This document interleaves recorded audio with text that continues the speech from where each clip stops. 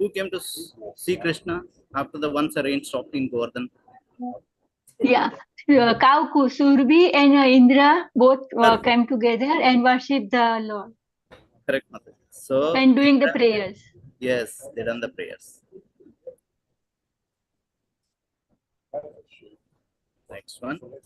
As per Vishwanath Chakravarti Thakur, why Lord wanted to meet Indra privately? Because Lord did not want to. Indra was already humiliated, and Krishna did not want.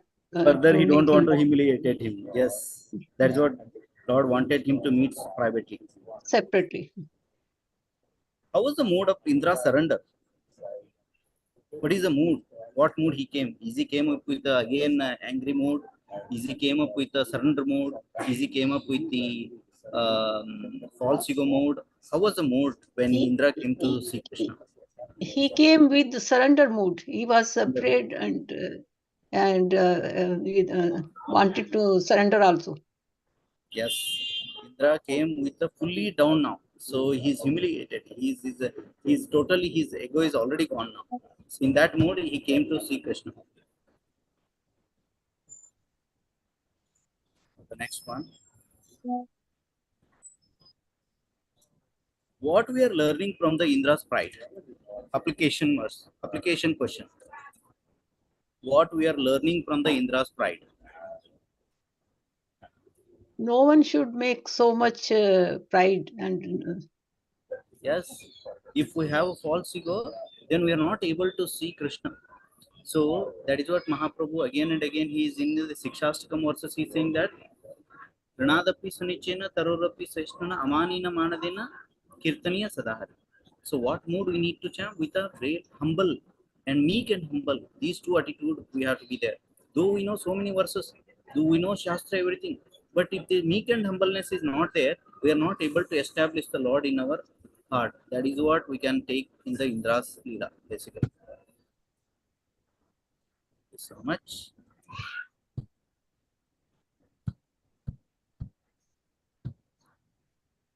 How Krishna reacted for Indra's glorification? Soon after the glorification, how Krishna reacted? He started chastising Indra, or he said something? See, Krishna said that this is not your fault. This is my fault. I am the sinner and I am ignorant. I have taken all the ingredients gathered for your sacrifice. So I am the sinner. So Lord Krishna smiled and they spoke to him. He smiled after hearing the glorification of the Indras. Hey, these Indras, I wanted to teach you because you are so much egoistic now. That's what he wanted to say. Yes, this point was also. Yes. Next one. What are all the main obstacles to see Lord as per the past tense, this past tense? What are the main obstacles we are facing in day-to-day activities? What it teaches this past tense basically? It teaches that a man blinded by, sorry. Yes, Mataji. Could you please repeat? It teaches us that if we are blinded by intoxication of our power, then we cannot see. Yes, with our false pride, I'm doing this one, I'm doing this one, I did this one, I did this one. If we have this false pride, we are not able to see Lord at all. We might be saying that, we might be chanting, but the realization won't be there. Jnana Vijnana Sahitam. That's what Krishna says in 9.2, 9.1 basically. So he said that okay, Jnana might be there, Vijnana, that realization might be not coming if we have these prides and all. Explain the two prayers of Survika. Anyone?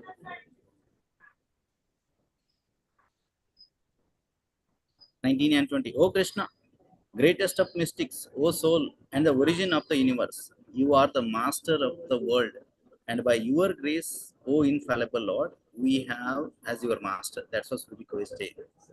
You are our worshipful deity. Therefore, O Lord, the universe, for the benefit of the cows, the Brahmanas, the demigods, and all other saintly persons, please become our Indra. Survi is saying this one. Who ordered Surbi for bathing ceremony to Krishna? Brahmaji. Yes. Thank you, Mother. How Indra brought the Ganga water for bathing ceremony? Picture states. how Indra brought the Ganga water for the In bathing the trunk of ceremony. Airavat's His elephant. Yes, Airavata, basically. Yeah, thank you, ma'am. Airavata. So nice. Meaning of Kaitava. What is the meaning of Kaitava? Mukhya, Ekava means Mukhya, the most That is eminent. the important. man eminent. Mukhya. So that's what he's saying. So next one. As per Vishwanath Chakrabarti Thakur, what was the mood of living entity after bathing ceremony? All the living entities, they gave up their natural animosities towards each other and became friends. Friends. So this way, after this ceremony, they become all friends, no animosity altogether. That is what this Vishwanath Chakrabarti talks commentaries. Okay. With this note, I completed the recap. Thank you so much. Thanks for bearing with me. Hare Krishna. Thank you, Prabhu. Danvat Pranam. Such a wonderful recap service. Thank you, Yeah, Prabhu. Just one point. We spoke about false ego.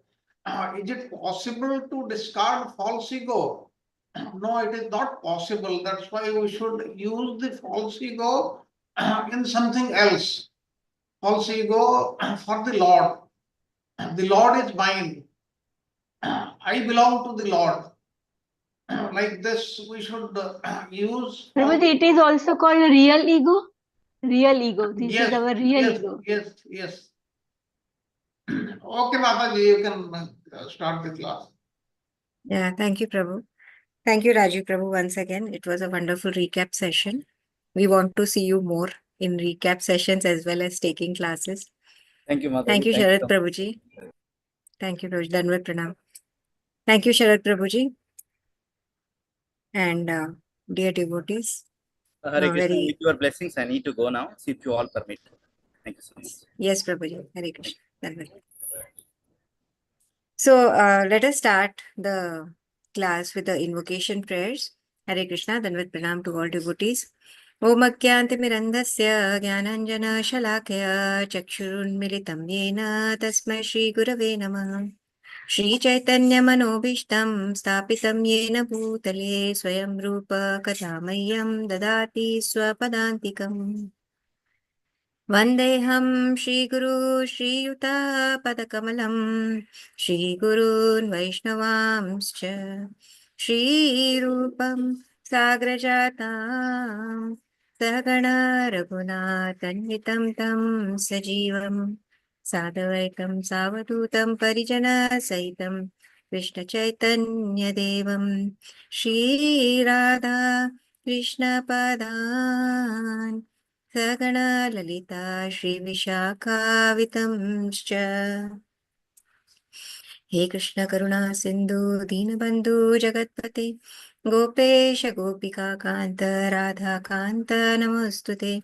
Tapta Kanchana Gaurangi Radhe Vrindavaneshwari Vrishabhanu Sute Devi Pranamami Hari Priye Vancha Kalpatarubhyascha Kripa Sindhubhyaiva cha Patitanam Pavanebhyo Vaishnavebhyo Namo Namaha Jai Shri Krishna Chaitanya Prabhu Nityananda Shri Advaita Gadadhar Shivasadi Gaura Bhakta Vrinda Hare Krishna Krishna Krishna Hare Hare Hare Rama Rama Rama Hare Hare.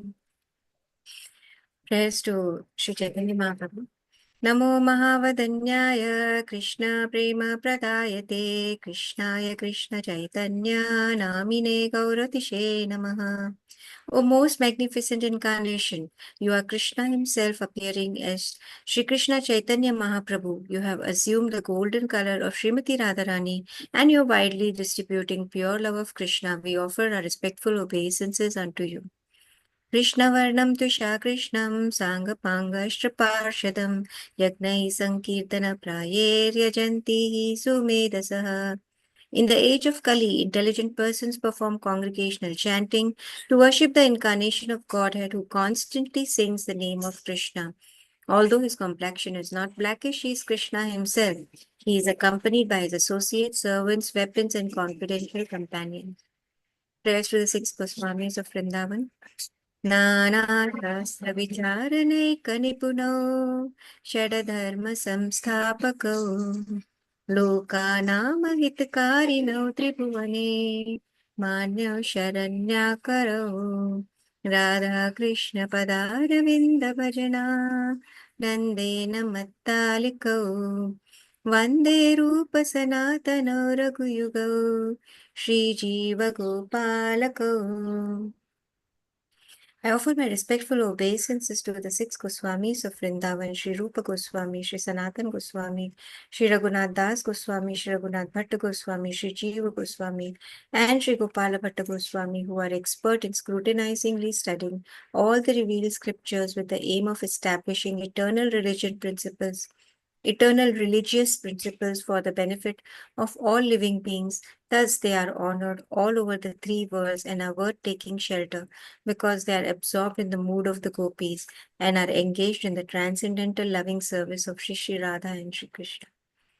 Om Namo Bhagavate Vasudevaya. Om Namo Bhagavate Vasudevaya. Om Namo Bhagavate Vasudevaya. Narayanam Namaskritya Naram Chaiva Narottamam Devim Saraswatim Vyasam Tato Jayam Udirayet Nashtaprayeshu Bhatreshu Nityam Bhagavata Sevaya Bhagavati Uttama Shloke Bhaktir Bhavati Naishtaki. Hare Krishna, Krishna Krishna, Hare Hare, Hare Rama, Rama Rama, Hare. All glories to Srila Prabhupada. So, with the blessings of Shri Guru and Gauranga, let us start today's class. Dandavat Pranam Charu Prabhuji, Dandavat Pranam Sharad Prabhuji, and Dandavat Pranam to all the assembled devotees. Please bless me for today's class. Hare Krishna. So today we are doing lesson 60, which is chapter 28 of the 10th canto. In this chapter, we will be covering 17 verses. The topic is that Krishna rescues Nanda Baba from the abode of Varuna. And this chapter is divided into 2 themes.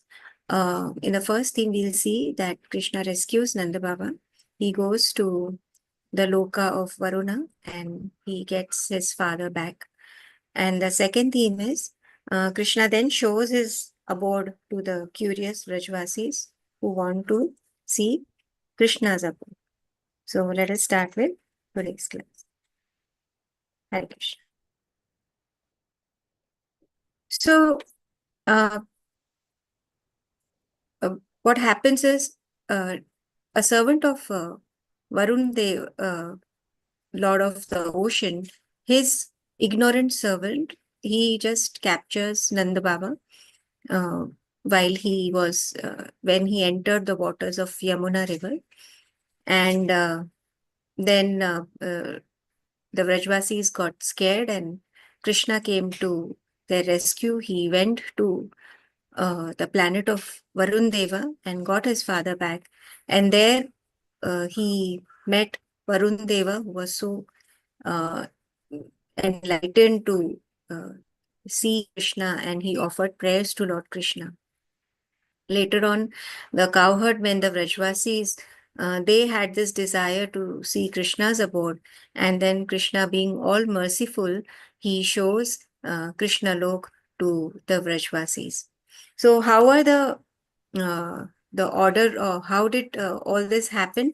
So when after Govardhan Puja took place, Govardhan Puja happened on the new moon day, and after this, Indra, he sent torrents of rain for 7 days on Gokula. And so 9 days of the waxing moon having passed, on the 10th day, Indra worshipped Krishna. And on the 11th day of the full moon, Ekadashi, Nanda Baba observed Ekadashi. And on the Dwadashi, early in the morning, he went to Yamuna river for bathing. So here, he had worshipped Lord Krishna. Here it is mentioned having worshipped Lord Janardana, the name of the Lord Janardana is used. He fasted on Ekadashi day, Nanda Baba, he fasted on Ekadashi, and on the Dwadashi, before breaking the fast, he went to Yamuna river to take a bath. So now here the acharyas are explaining that Sukhdev Goswami says that this Varuna's offense is very similar to Indra's offense, and in both cases Lord punished them in a way that he diminished their Aishwarya. He reduced their Aishwarya, their opulence. And Nanda Baba, having wanted to break the fast of Ekadashi, and as a part of the procedure before breaking the fast, which was he had done, that is a nirahara, he had been nirahara, so he wanted to take a bath before breaking the fast. Now, in this case, the time was very limited, very short of breaking. Sometimes there are Ekadashis wherein we get very little time to break the fast. So this was one of them. Here the mention of Krishna as Janardana is here. The name Krishna is derived as Naira Bhaktera Ardhyate. Tripta Taya Nityam Bhakti Artham Yachati Iti Tatha. Janardana is basically the name of God, wherein everybody is praying to him. All the devotees are begging to Lord Krishna to give them bhakti. He is prayed by his devotees for the sake of bhakti due to being unsatisfied. So Krishna fulfills that wish. So that's why he is known as Janardana. So Nanda Baba thus fasted on Ekadashi, after worshipping Lord Janardana, and on the Dwadashi he entered Yamuna river, Kalindi river, because Yamuna river is known to increase the bhakti. So, and he also had to take a bath. Here the word two is mentioned. That means Nanda Baba alone entered the waters. He was accompanied by his guards, that were the the Brajavasis, and but he alone went for a bath into the water. So this shows his eagerness, because he was running short of time. He wanted to break the fast at the right time, as the time was getting over. This Ekadashi was particularly small. It was only of 6 paharas, which is 18 hours. And the Dwadashi, during which the fast had to be broken, was just coming to an end before the sunrise of the next day. So the fast had to get over. The breaking time was coming to an end very soon. So thinking that Nanda Baba entered the water at an unauspicious time, in darkness. So usually it is like early morning.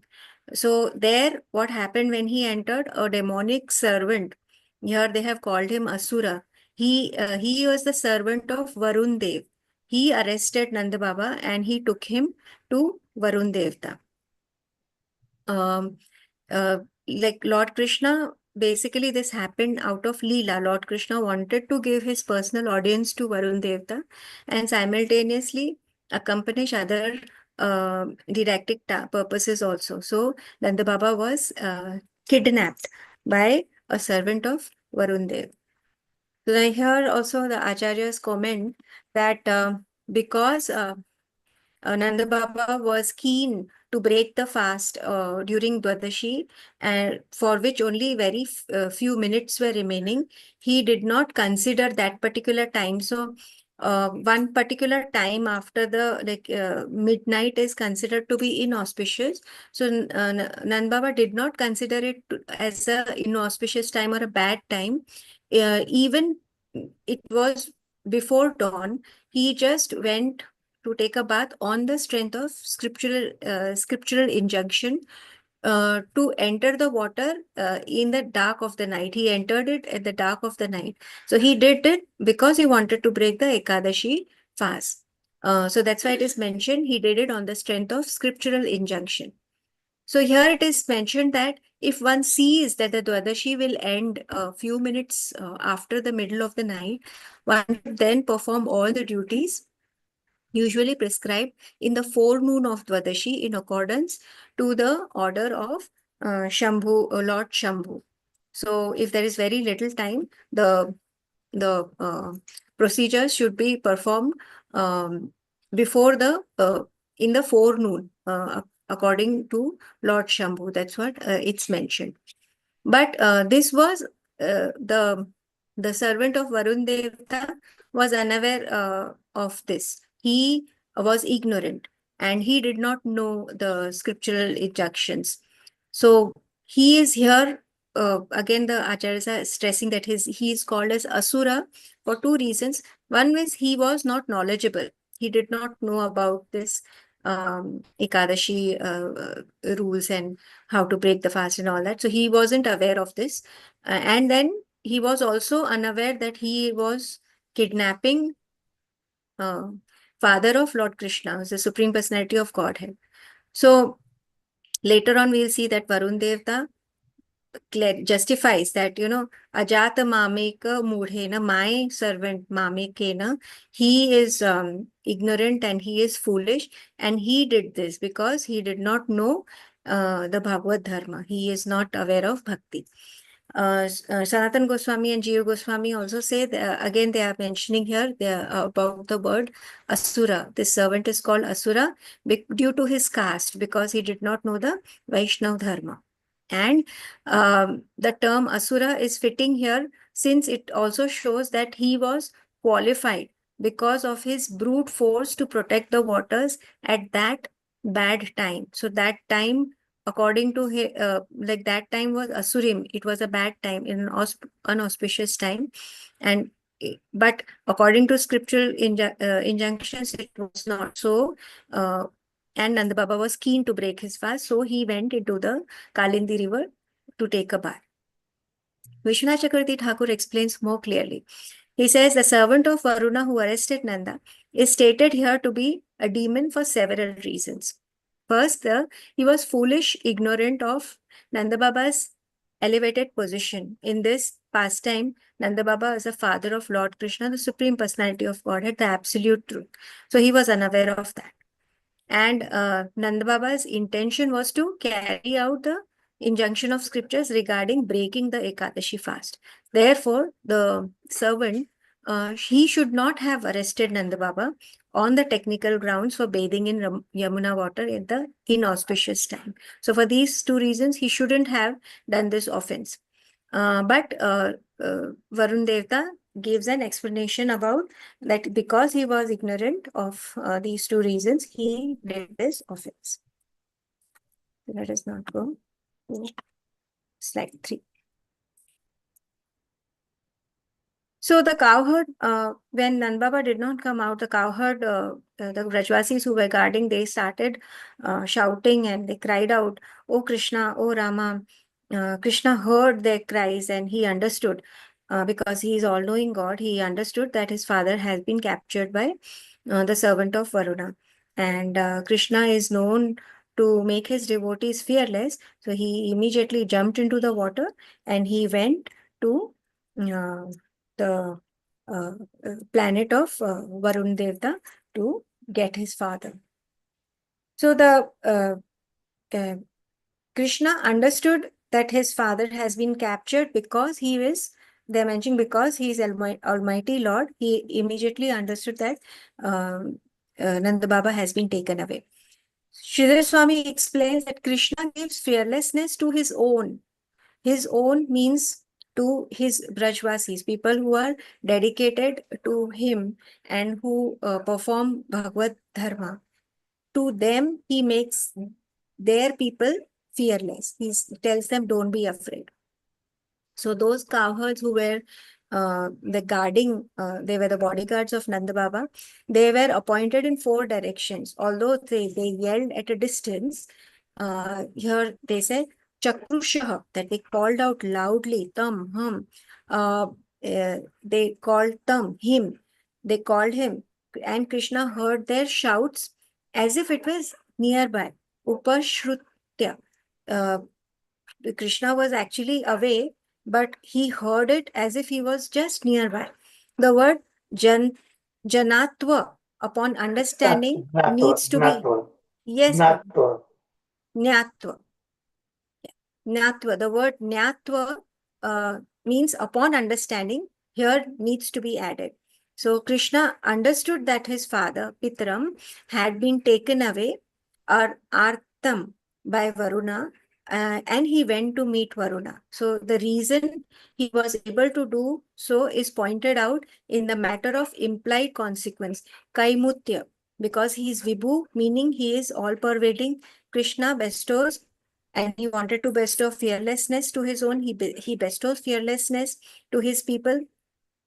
To his people in this term is those who are born in the caste of the cowherd, because in this pastime Krishna is a cowherd boy.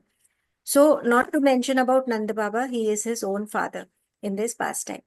Vishwanath Chakravarti Thakur explains that several cowherd men accompanied Nanda Baba as guards, and when he went to take the at that time when he went to take the bath in the Yamuna river at night. So when Nanda Baba did not come out, they began to cry out, and Krishna was far away sleeping on the bed of flowers. He heard the cowherd men shouting Rama Krishna, and Upashrutya indicates that he heard it from close by.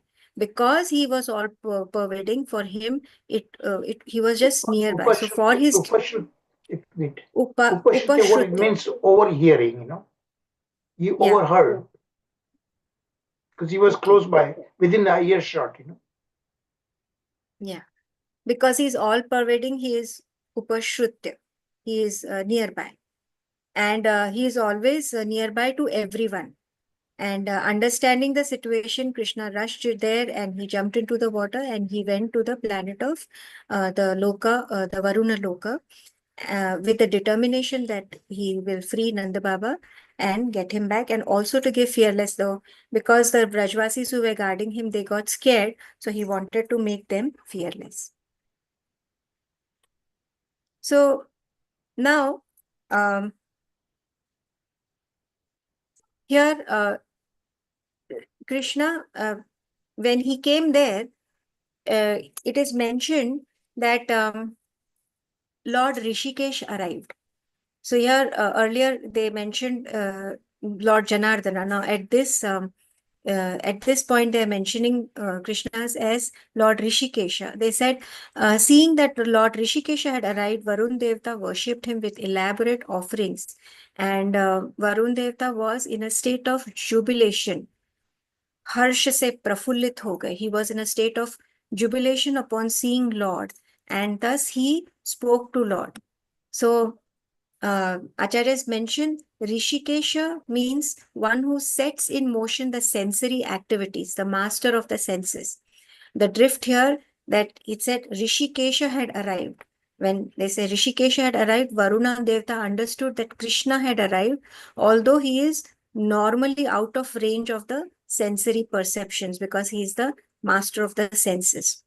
So here for Varun Devta, they have used the word Lokapala. He is the master of the ocean. He is the Lokapala. This hints that he has the capacity, the ability to do fantastic formal worship to the Lord. He has the opulence to render opulent worship to Lord Krishna. So on seeing him, he was in great bliss. Varun Devta was overjoyed. And this is the reason for doing this sort of homage. He worshipped Krishna very nicely, very opulently. So at first, Krishna, when he saw that servant who had kidnapped his father, at first he was angry at his servant. Here it is mentioned he was angry at his bad servant, Varun Devta's bad servant. Upon arriving, however, he noticed that the servant was not too agitated, even though he was scared, he was afraid. But then he approached him respectfully by offering obeisances. At that time, the Lord's outlook were bearing signs of change, of forgiveness. Lord, his anger started going away. Given that Lord thought that this his objective would be fulfilled. because afterwards Varun Devta was blissful to see God and he began to praise God and he paid homage to Lord Krishna.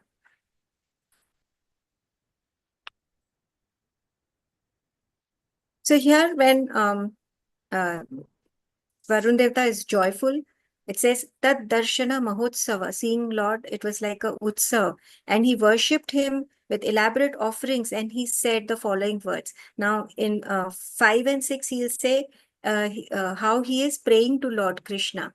So Varun Devta says, Adhya me nibhrato deho, now my body has fulfilled its function. Daivarto dhigatah Prabhu, the goal of my life is achieved, O Lord. Tvat pada bhajo Bhagavana, those who accept your lotus feet can transcend avapuha param advanaha, the path of material existence. He is saying, now my body has fulfilled its function. The goal of my life is achieved, O Lord. Those who accept your lotus feet can transcend the path of material existence. Further, he says, Namastupyam Bhagavate, obeisances unto you, O Supreme Lord. Brahmane Paramatmane, the Supreme Truth, the Super Soul. Na yatra shruyate maya, within whom there is no trace of illusionary energy, loka srishti vikalpana, which orchestrates the creation of this world. So this is how he is praying, he is glorifying Lord Krishna. So Acharya's comment here that he is saying that when he now he's saying now the body is being held by me, in a sense that when I first saw you, when I first got sight of you, I achieved the success of having a body. So the purpose of having this body has been achieved. Nibhartah means Purna Manoratah. Nibratah. Purna Manoratah. My body has fulfilled its purpose. So right now I have achieved the real wealth, Arthaha. So Varuna is basically, there are so many jewels hidden in the ocean. So he's the master of so many great jewels. But now that he saw Krishna, he is coming across the highest wealth, the most precious wealth.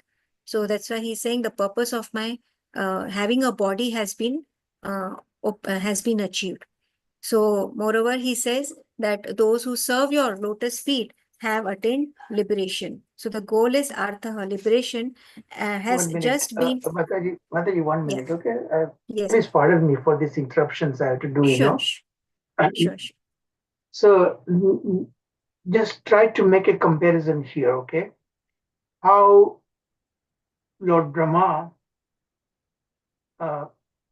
reacted to Krishna, how Indra reacted to Krishna. Neither of them recognized. The Indra was at the grossest level, having seen him, and he did not recognize, okay? Lord Brahma knew, but he was perplexed because in his mind, because he was in a servitude mood, he couldn't believe that Krishna would take the food from the mouth of his devotees, his friends. So that was the only mistake. But here, notice that here, Varunadev immediately noticed, okay? But there is one kind of dichotomy here.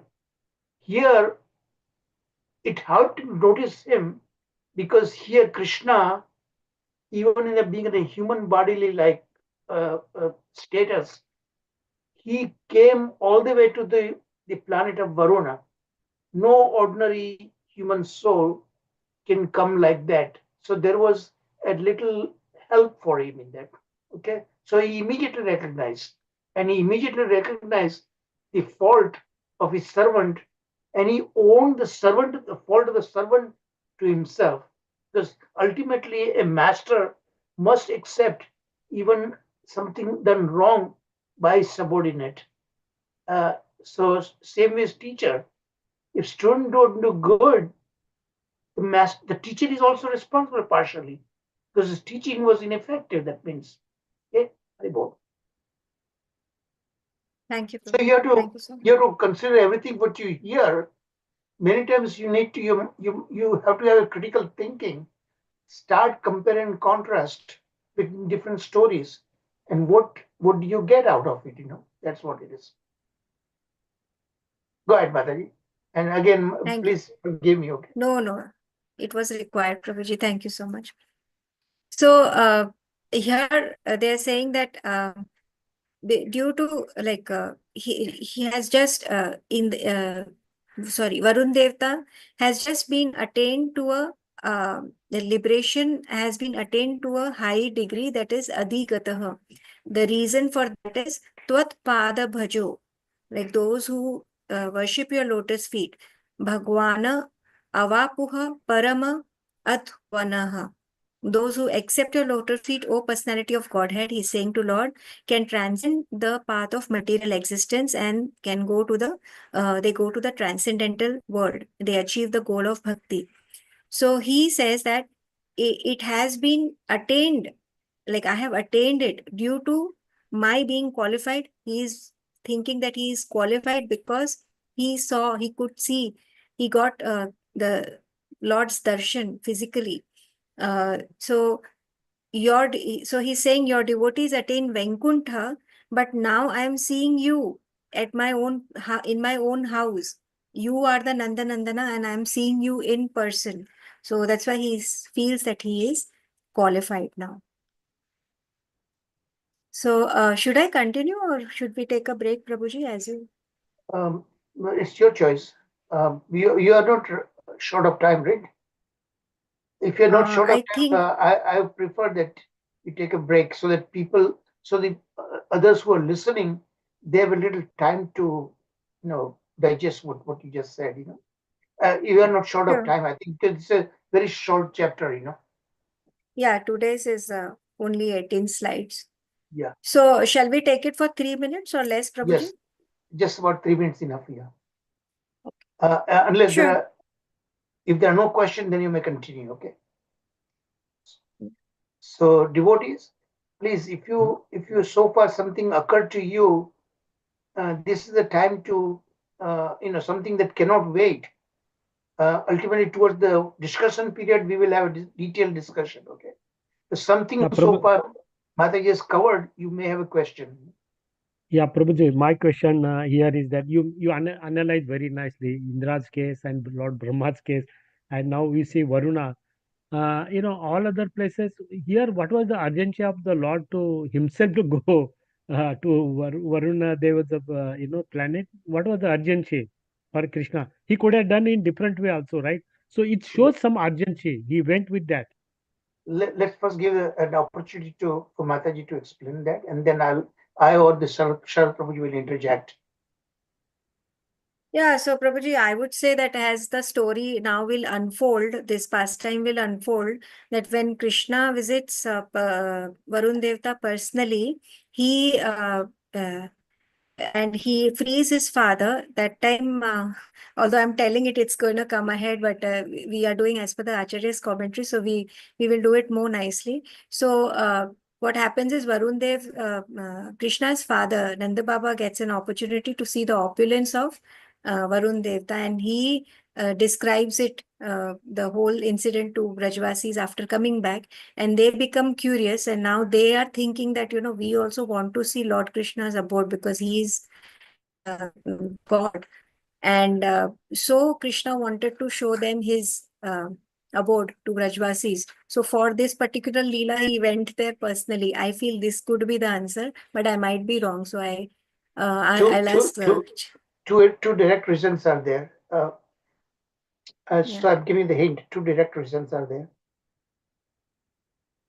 So as per me, like he wanted to give his audience to Varun Devta, and second is that was the reason, and of course his father was there. So he wanted to let all the Brajvasis to know, to become fearless. Remember, we heard that, don't be afraid. Yeah. So he wanted to prove that my devotees must very, very strongly believe, must have a strong faith, no matter what happens, my Lord will protect me. Okay. And then, of course, Varun Dev, his devotee, he had planned to give him this darshana, Yeah. And That's above what all, he had, the essence of our Acharya's comments says that, and also they have Sharad mentioned Prabhuji, that. you want to add something? Sharad Prabhuji?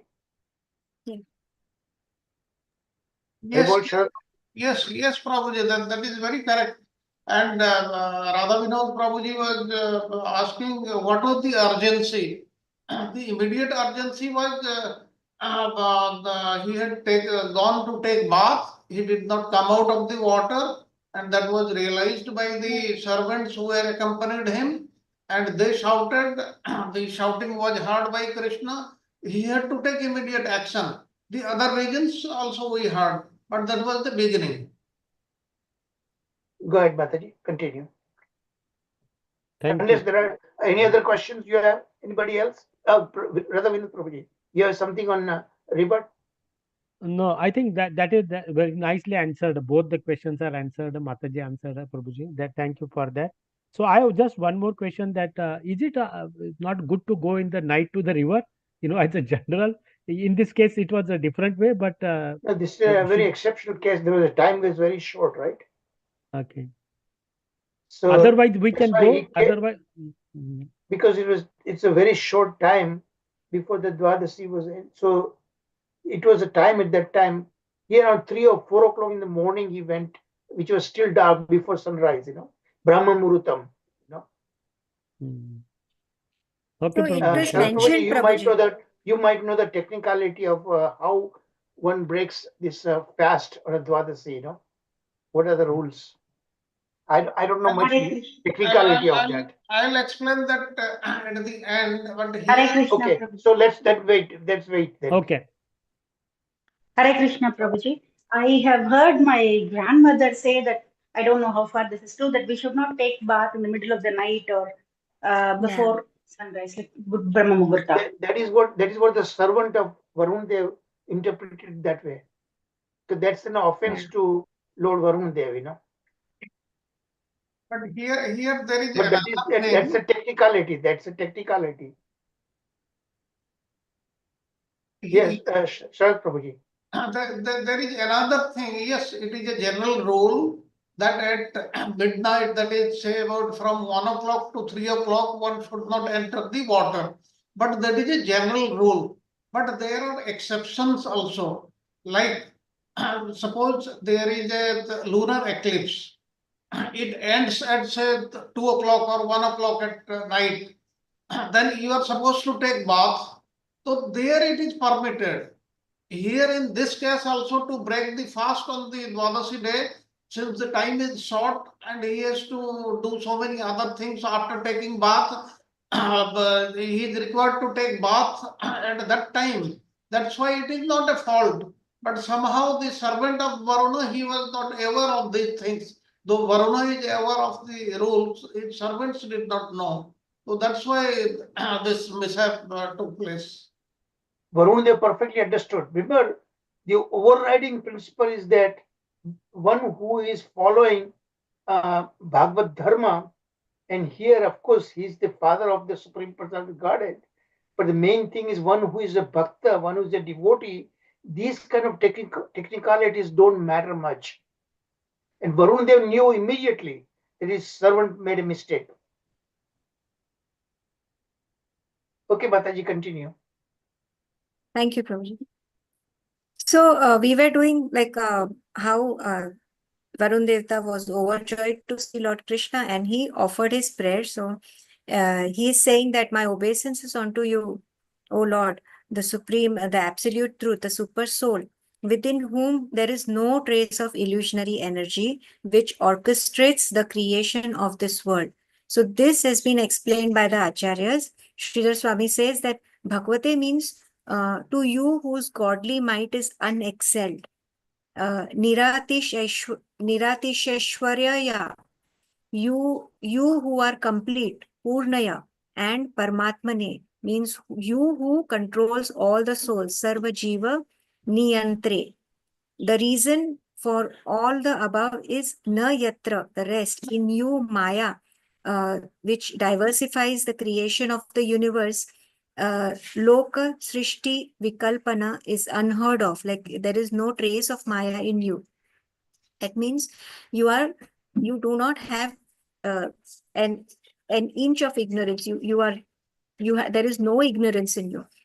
So Sanatan Goswami, Jiva Goswami, they say that while describing Lord's glory, he bows down with bhakti. So he has this bhava in him, and he is giving, like, he given this sequence, like Bhagwan, then Brahman, and then Paramatma.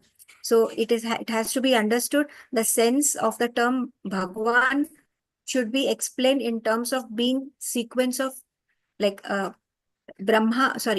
term Brahma should be explained in terms of being in the sequence of Bhagwan, and then the sense of Paramatma is in the sequence of being Brahman. So there is, so Krishna might have said, like, what are you talking about? I am just a cowherd boy.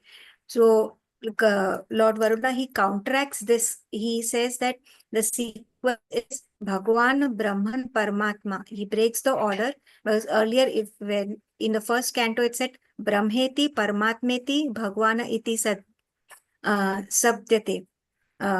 So here it is Bhagwan, Brahman, and Varun Devata is saying Bhagwan, Brahman, Paramatma. But in first canto it said Brahman, Paramatma, Bhagwan. So he's saying that while Maya, which is the external potency of the Lord, it has the power to diversify the creation of the souls. This Maya has no power over him, because he is the Ishvara, he is the supreme controller. So there is another kind of Maya, that is his Swarupa, that is Leela Shakti, his internal potency, Yoga Maya, who serves him in coordinating his desires, his Ichha Shakti. It is Yoga Maya who fashions the respective varieties of his Aishwarya, his divine power and opulence, his forms and his qualities. So Varun Devta is saying it to Lord that in response, that Lord has might have said, I'm just a cowherd boy. He mentions his identity, his aspect, his complete aspect as Bhagwan, his little less aspect, his effulgent aspect as Brahman, and Paramatma as the super soul. So he's mentioning all the aspects of Shri Krishna over here while glorifying him. So then he Varun Devta, he says, he gives a justification. My foolish servant, not understanding his duty, brought your father over here, and please forgive us for that. Bhagwana Shantum Arhati. Please forgive us for that. So Varun Devta had seated Nanda Baba on a jeweled throne, and he worshipped him with respect.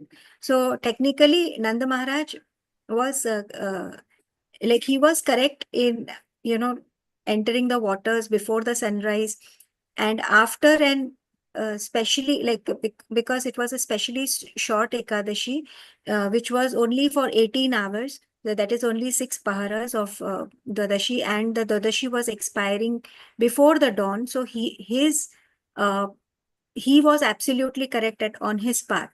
But since at sunrise, the proper time of breaking the fast would have passed, Nanda Baba entered the waters, and he did not consider that time as inauspicious time because of breaking the fast. His goal was to break the fast. So Varun Devta's servant should have been aware of these technical details, but above and beyond that, Nanda Baba was not even aware that Nanda Baba is Lord Krishna's father, and he's the most sacred actually, person. Another thing, it's not question that he is his father, okay? That's because that's not a nepotism. Here he is a great devotee of the Supreme Lord.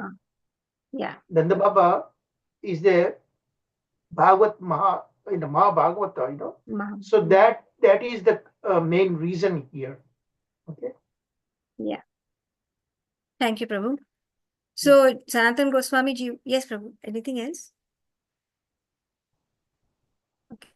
So Sanatan Goswami, Jiva Goswami saying that please forgive my big offense because of my Mamakena, my servant, who is ajnata, ignorant, foolish, mudena, and not knowing his duty. Akarya videna, who brought your father to me. Anitoyam tava pita. Forgive that. The offense of kidnapping of your father, please forgive it. And to dispel the idea that he is a big offender, he says, you are my master, and so it is like it befits you that you forgive your servant. He is considering himself as servant, and he's saying, you are the master, hence you forgive me because I am your servant. Vishwanath Chakravarti Thakur explains that Krishna said, why are you embarrassing me by praising me like this? So Varun Dev replies to that. He said that I have really offended you. So with this mood, he speaks this verse. Varun Devta continues. He says that according to the Bhakti Shastras, one can enter the water before sunrise after an specially short Ekadashi. So not knowing this, that is Akarya Vidhena, he was not doing his duty properly. My foolish servant committed a great offense by bringing your father over here. So the offense of my servant is also mine. So he's admitting that. So there's a humility he's showing over here. And pointing, like then he points his hand towards Nanda Baba. Varuna showed Nanda Baba, who is seated on a jeweled throne, which Varuna himself had offered to him in order to worship Nanda Baba, who was internally at that time, Nanda Baba was engaged in remembering Krishna, who is his own worshipable deity. So Varuna says that, oh Krishna, you are the ocean of forgiveness, but because I am the ocean of offense, please punish me suitably as you wish. So he's showing his humility over here. So he continues, he says, O Krishna, O seer of everything, please give your mercy even to me, O Govinda. You are most affectionate to your father. Please take him home. Thus satisfied by Varuna, Lord Krishna took his father and he returned home where all the Vrajvasis were overjoyed to see Nanda Baba. Here also the Acharyas are explaining that Varun Devta assured that he took Krishna to his inner chamber and showed him his father, Nanda Baba, and Varuna addressed the Lord as Govinda in reference to the Abhishek that we saw in the previous pastime that was done by Indra and Mother Surbhi. Though the later had offended him, like Indra had offended him, implying that Krishna was very merciful to Indra. So he was saying that you had been so merciful to Indra, now please be merciful to me also. So you are affectionate. He's saying you are Pitra Vatsala. You are most affectionate to your father. Or I all this time I have kept him in my home with the hope of having the fortune to see you. So why? So that is like why was here Acharya is explaining why was Lord Krishna satisfied? The reason is Bhagavana. He knows everything, including the fact that Varuna personally was not at fault, which Prabhuji just mentioned, but he's accepting the fault of his servant. Vishwanath Chakravarti Thakur says that it is understood that Krishna took Nanda Baba back home before sunrise.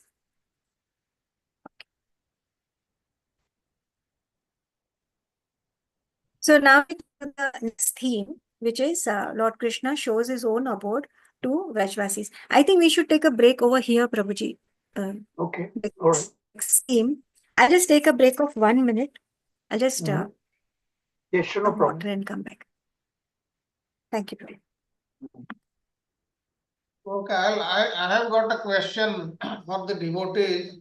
Now, since Varunadev knew the identity of Nanda Maharaj, and he had offered him a jeweled throne to sit there, and then why did he wait till Krishna comes?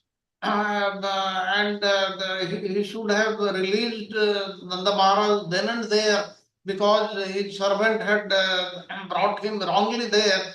He should have released him. He should have sent him back that time only. Why did he wait for Krishna to come? This is my question. Any answer from the devotee? Yeah, Prabhuji, I Maybe look he at wanted to it. have darshan of Krishna. That is one part. Okay, he wanted to meet Krishna. Yes, and he didn't want to interfere with Krishna's pastimes. Okay. Any other? Yeah, I think Mataji said the second question. I was just thinking that Krishna wanted to meet him and show to Nanda Baba that his own Aishwarya.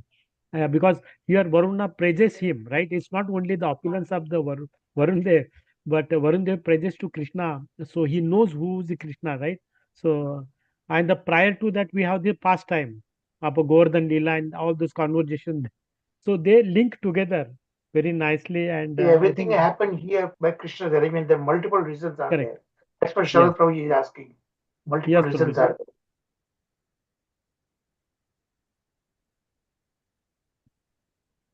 The demigods, they are pure devotees of the Supreme Lord.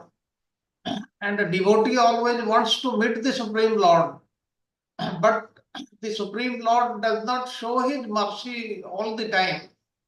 He is not visible to the demigods just like that. But in this case, perhaps the Varuna Dev wanted to meet Krishna, though he would not have known that Krishna wanted to shower his mercy on him. But as Prabhuji pointed out in the very beginning only, you see the greatest of the demigods, that is the Lord Brahma, from whom everybody has come. He could not understand that it was Krishna in the Brahma Vimohan Leela. He was confused if it is Krishna or somebody else. Indra, who is the king of heaven, he could not know that Lord Krishna was doing his pastimes in Braja. They could not properly understand his identity or opulence. But here you see Varuna Dev, he was able to recognize that because he is a pure devotee of the Lord. Now, in Indra, we can give so many examples. Like later on, we will learn Lord Krishna. He took the earrings of Mother Aditi and the chhatra, that is the umbrella of his throne, that is Indra's throne, gave it to him. But still, then Indra did not want to give the Parijata tree to him. This is like the intelligence of the demigods also. They also get affected by his Maya. Whereas we saw how Varuna Devi is the pure devotee and he understood the correct things. He knew Nanda Maharaj as father of Krishna, and he made him sit down comfortably and he waited till Krishna came there to shower his mercy on him. So please don't misconstrue, okay, just because he happens to be father of Krishna. But see, no ordinary person can become a father of the Supreme Lord.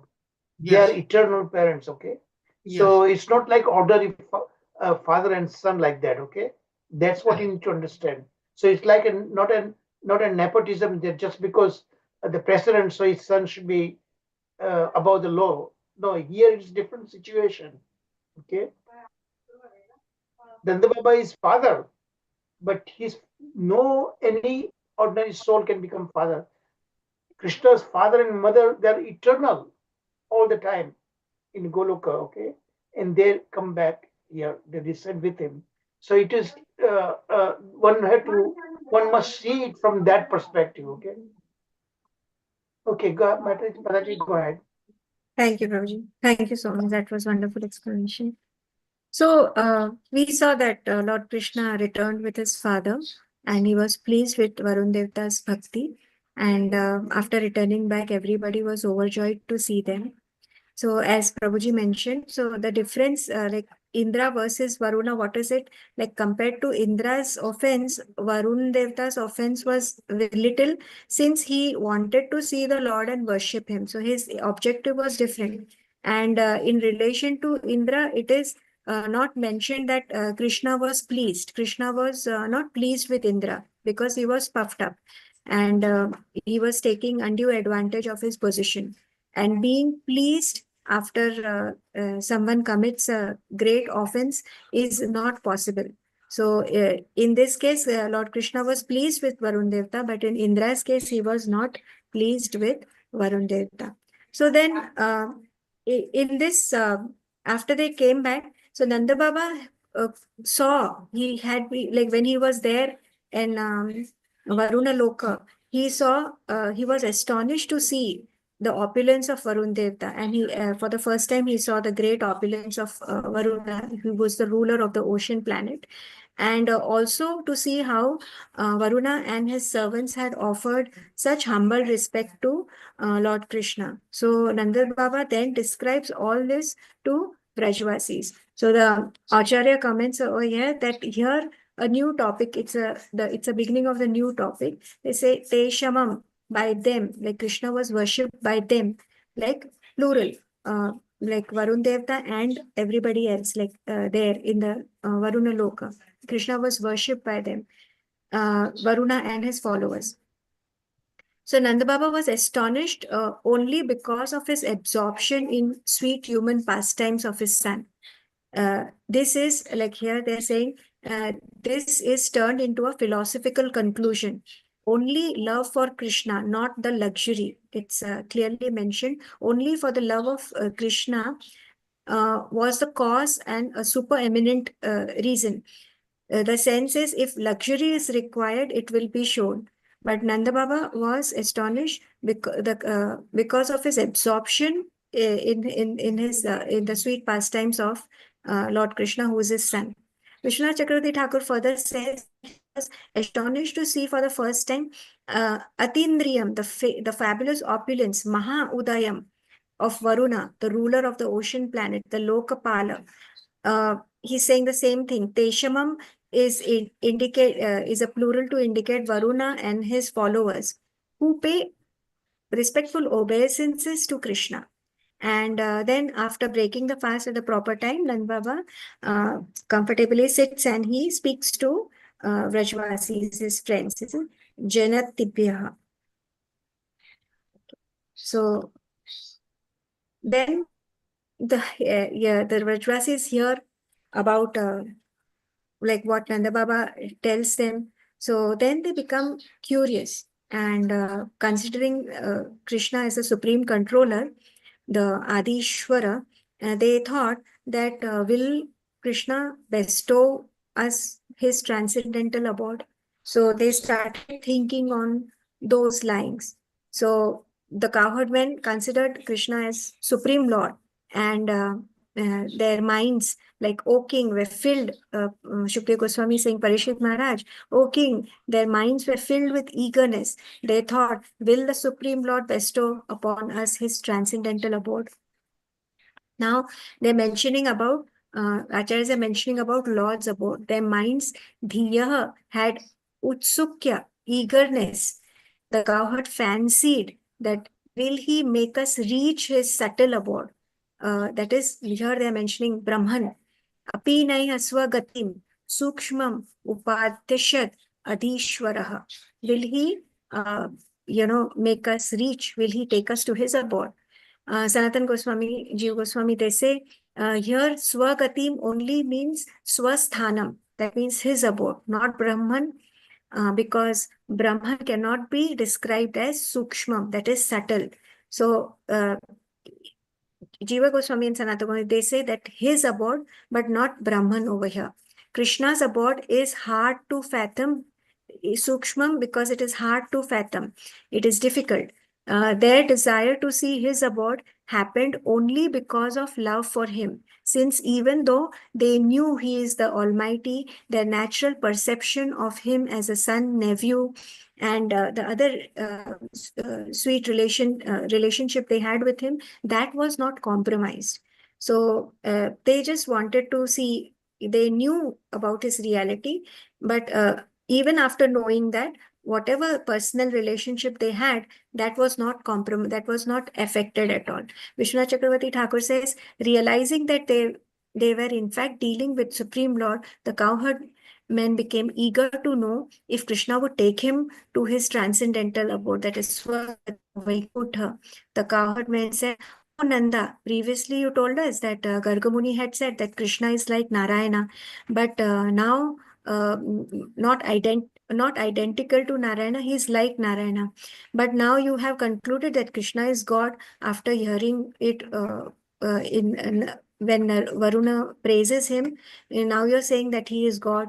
So we think your son Krishna should fulfill the desire of your friends in this material world, because besides being Supreme Lord, Krishna is also the son of our brother, son of our sister, son of our daughter. So we love him and he loves us. So for this reason, he should take us to his abode." So Nand Baba says, "Oh cowherd men, please take whatever you desire from the Supreme Lord." So then one cowherd man is saying, "Oh, we should take liberation." Then other person is saying, "Let us become residents of Vaikuntha." So like this, every Vrajvasi had a different desire, different ichha. So although the cowherd men were seeing Krishna as God, it did not slightly diminish the intimacy of relationship they had with him, which was not in case of his father Vasudev and in case of Arjuna, with whom he was his friend. So their affectionate relationship was disturbed. It was disrupted when Krishna shows his Aishwarya, when he showed his majesty. So once it is mentioned here that once Vasudev Maharaj, he told Krishna and Balram that you are not my sons, but the Supreme Lord. And today I surrender to your lotus feet. So after he realized that they are God, Vasudev Maharaj, he started worshipping them. And then even Arjuna, when he saw the Virat Rupa of Lord Krishna, he said, "Lord, please forgive me for whatever I have spoken to you, thinking of you as a friend." His father is not Vasudev, okay? Oh, sorry. Vasudev is Krishna. Vasudev. Yes. Vasudev. Vasudev has two meanings actually. One meaning is the son of Vasudev ji, his father, and Vasudev is also means he is all pervading. All pervading. Yeah. Thank you, Prabhu. So this did not happen in case of Rajvasis. Their relationship was not at all affected by hearing of Krishna's Aishwarya. So, yeah. So Krishna understood their minds, and because he is Asheshadrik, he is the knower of everything, and very compassionately fulfilled their desires. Lord Krishna thought that avidya, like now here they've given a comparison of common people versus Vrajvasis. Krishna thought that Jano vai loka etasmin, certainly people in this world, due to their ignorance, avidya kama karma bihi, due to their ignorance, desires, and fruitive activities, are uchavachashu gatishu, wandering among higher and lower destinations, na veda swam gatim brahman. Thus, they do not know their real destination. So, how does this verse apply to the eternal liberated Vrajvasis? Like there are two types of illusion. One is the Yogamaya and one is the Mahamaya. That is the spiritual state and the material state of existence. So Krishna is God.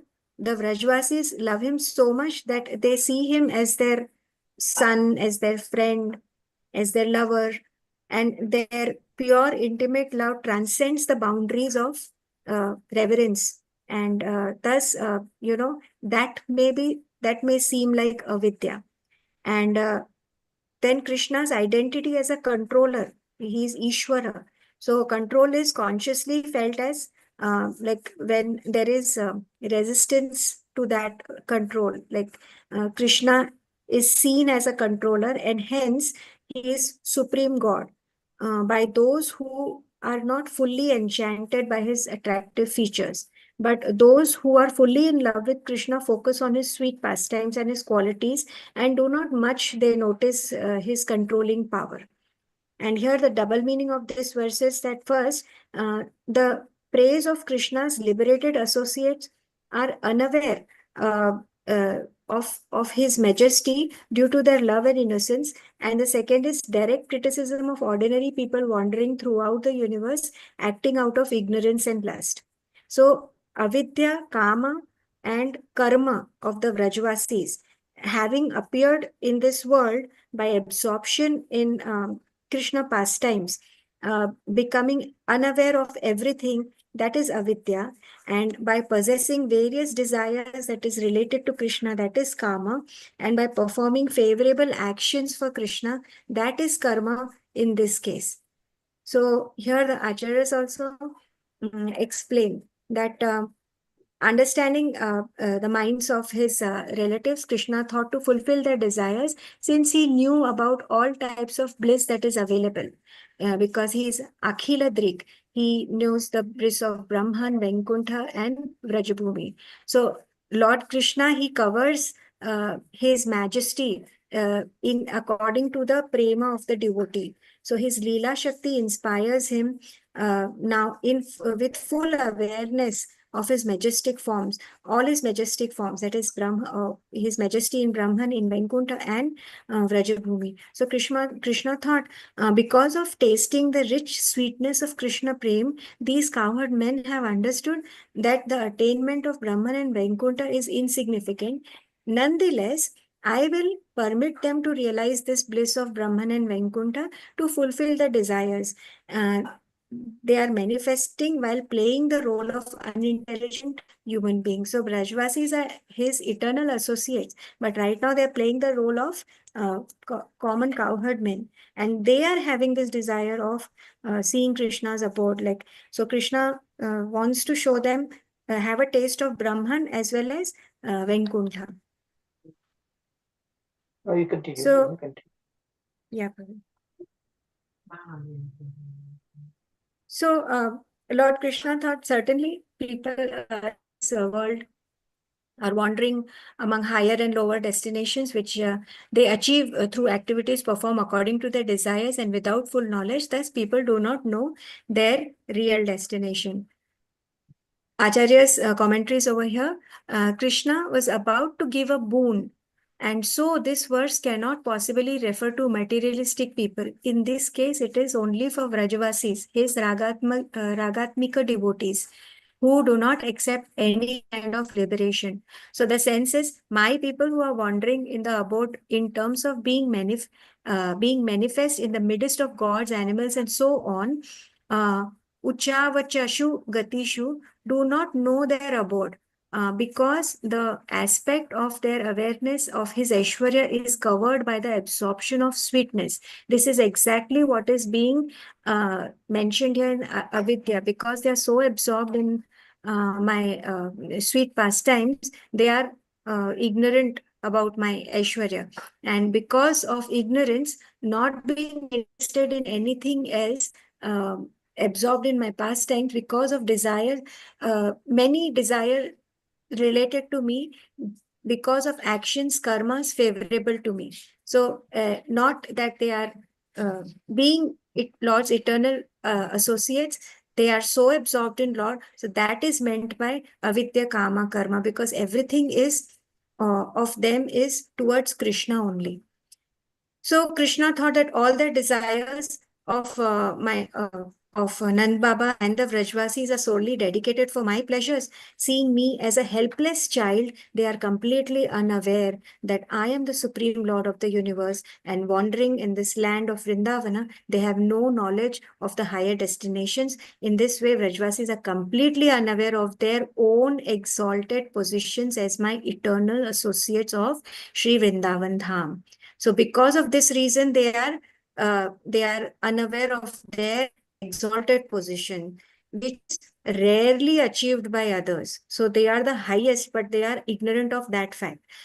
So when my father, he thinks that when my father saw the opulence of Varuna, which is only material, he then considered this Vrindavana, which is a quintessence of Vaikuntha, to be inferior to the planet of Varuna. So it is because of this reason they are so, it is a vidya to the outside world. Outside to Krishna, they don't know anything. So in that case, he was, Nanda Baba thought that, his planet is much more opulent than our Vrindavan in that case. So Acharya explained, it is just like the fool who upon seeing the form and luster of the inferior pearl considers a valuable first-class quality of pearl to be inferior. Thus the cowherd men see themselves inferior to Varuna. So they're so innocent and thinking of attaining liberation and residence in Vaikuntha is greater than unique sweetness that they are relishing in loving me as their son. So they feel that, that is a higher thing, just out of innocence. And this innocence is coming out as ignorance. So liberation and Vaikuntha, Lord is saying liberation and Vaikuntha, both these two depend on me. And as I am completely independent, nonetheless, it is seen that sometimes I also depend on prema. So although I am completely independent, I am sometimes dependent on prema, though it is evident to all the Vrajvasis do not recognize this, that Lord is completely, he surrenders to the love of the Vrajvasis. So they are the most powerful, but they are not aware of it. So some people become liberated and some realize the happiness of Brahman. So they are very innocently wanting to taste the Aishwarya of the abode of the Lord. So further, Vishwanath Chakravarti Thakur here gives lots of scriptural references. This is from Brahma Samhita, which says that Yasya Prabhavaito Jagat Andakoti, Brahman is the effulgence coming out of my body. And Brahman is unlimited and beyond Maya. I myself say in Bhagavad Gita that Brahmano hi pratishtatam. I am the basis of the impersonal Brahman. In Matsya Purana is mentioned, my greatness is called the Parabrahman. Thus Brahman, which is all-pervading, formless light of my effulgence is beyond material perception. However, I am also eternally present in various sweet personal forms which can be relished by those whose senses are anointed in prema. So although there is so much of glorification of Lord's Brahman aspect in all the Puranas and other scriptures, Lord is saying that I am also personally, eternally present in the sweet pastimes, which are relished by those who are in love with me. So as for Vaikuntha, Padma Purana says that Mathura Mandal is the most superior. It is superior to Vaikuntha also. And within Mathura is Vrindavan, the eternal transcendental pleasure abode of Lord Shri Krishna, which remains unaffected even by the inhalation of the material world. This we have seen so many times. And in the glorification of Mathura Mandal, we have seen many times in our classes. The Gopal Tapani Upanishad also says that of the 7 cities on Bhurloka, Gopalapuri, that is the residence of Lord Gopala, is the very form of Brahman. So Brahman is covered here, and Gopalapuri exists on this earth just as a lotus floats on the lake. So Brihad Vamana Purana says when the universe becomes invisible at the time of devastation, only the infinite, eternal, non-material Vaikuntha remains, spreading its ray of blissful Brahman. Though Vrindavan is far superior to both Brahman and Vaikuntha, the cowherd men are thinking and they have this desire to attain the experience of Brahman and Vaikuntha only because they have not seen it with their eyes. So this is the reason they have this desire, no other reason. Therefore, I will now reveal these to them directly, Lord thinks. So no one can translate this verse as follows. Acharya is saying, the Vrajvasis who are wandering in various wombs from higher species to lower due to ignorance, desire, and action, avidya karma, karma, he do not know about Brahman, liberation, Vaikuntha, which will be given by me. So all the Vrajvasis are Nitya Siddhas, which are eternally liberated associates of the Lord, who love Krishna in various relationships of intimacy. They are completely unaffected by ignorance, lust, and fruitive activity. The gopis who regard Krishna as their son were not subject to ignorance of material life. Lord Brahma says, what can you give to these Vrajvasis who will not accept the position of liberation or Vaikuntha even if you offer it? So one should also see the logical explanation given after the killing of the Putana. So it is just out of innocence that they are thinking that they are inferior to the other to Varun Devta also, and that's why they feel that we want to see Lord's abode, which will be like really very opulent. So thus Lord thought of the situation, he considered it, and he is all Karunamay. So he reveals Rajvasis, his abode, which is beyond the material darkness. Here, Sridhar Swami says he showed them Brahman and Vaikuntha, which both are beyond the material nature. And Sanatan Goswami say he showed them Gokula, that is the planet Vaikuntha, his own planet. So Lokam Vaikuntha Swayam, which is related to the cowherds, that Gopanam, that their own planet he shows them. Sanchintya, considering to himself the situation, Krishna out of infinite compassion, Maha Karunikaha, for the Vrajvasis, he separated the cowherd men from Vrindavan for a few moments and he showed them his own attractively charming spiritual planet, Lokam Swayam, his own Loka, that is Krishna Loka. Krishna did this to show them that the sweetness of Vrindavan was superior to Brahman and Vaikuntha. This was Lord objective. He wanted to show them these to prove to them that their like Vrindavan is the best of all.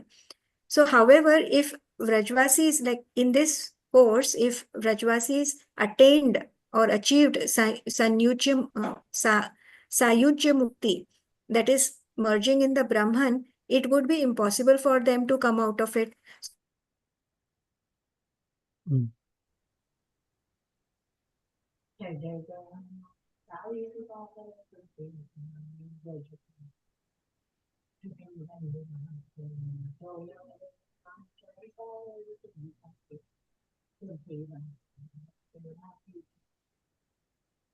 What happened? Please. Some internet problem. What? Shatru, you may continue. Now, what is being said, if they have gone to the Brahman effulgence there, then how can they come back? This is the question. It would be impossible for them to come back. And now, the reason why it happened that Lord Krishna, he is all powerful, Vibhu. He can do anything and everything. That's why even if even when the Brajavasis they entered the Brahman effulgence, they could come out from there. Otherwise, it is not possible. Like the Jnanis, they merge in the Brahman effulgence, but thereafter they'll lose their identity. They cannot come out. Like suppose you put a drop of water in the ocean, after putting the drop in the ocean, you cannot separate it. But here in this case, the Brajavasis, they are his eternal associates. They are with him all the time in the past, present, and they will be with him in future. That's why nothing is impossible for him to do this type of thing. And that is how they could come out from the Brahman effulgence also. This is what is given in this slide. Let us see if Mataji comes back or I'll continue. The slide. I'll just ask her. Oh, Actually, she has changed the place. She's now taking the class from Pune. you have the slide, right? I gave you also. I have got this slide. Now, why don't you take it over?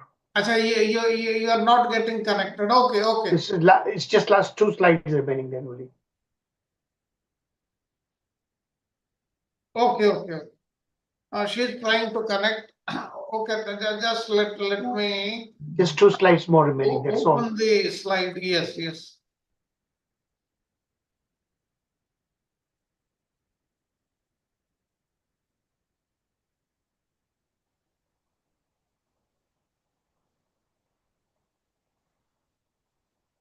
It is in the other computer. Just 1 second. If you want, I can project if you want. No, I can. Okay, Just all right. 1 minute. Okay.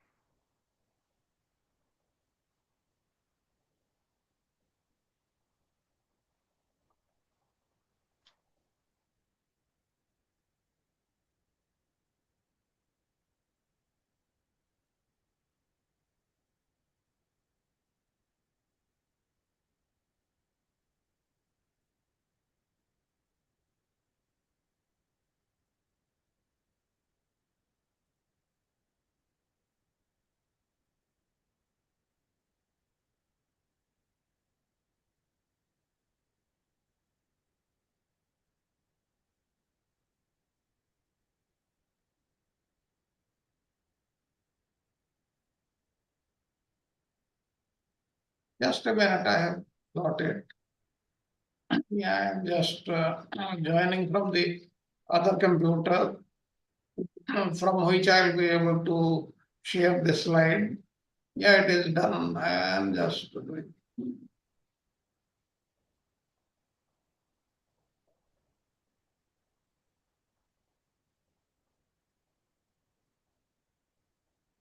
Okay, Prabhuji, I have connected. Hare Krishna, can you hear me? Okay. Yes, yes. Okay, sorry for it. I just got disconnected.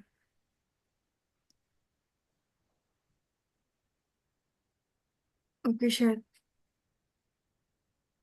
Prabhuji, I'll do the screen sharing. I can, yes, I can. This is which slide? It is, I 16 think, or 15. 17 slides you was talking about, right? 15 Mataji? It is 18, Prabhuji, 18. 18, okay. Yes. Yeah, we were here. So in the 17th, no, sorry, Prabhuji, we were 17. 17, okay. But I thought 17 was there. Yeah, 17, Prabhuji. So here, Sridhar Swami says that he showed them Brahman, which is beyond material nature. He showed them his own loka, considering that he is infinitely compassionate for the Vrajvasis. He separated them from Vrindavan for a few moments just to show them his attractive, charming spiritual planet, Swalokam, that is Krishna Loka. And he did this to show them the sweetness of Vrindavan, which is the most superior even to Vaikuntha. And moreover, it is if the Vrajvasis achieved, if they achieve the Sayujya Mukti, Lord is all powerful to get them back from the Sayujya Mukti.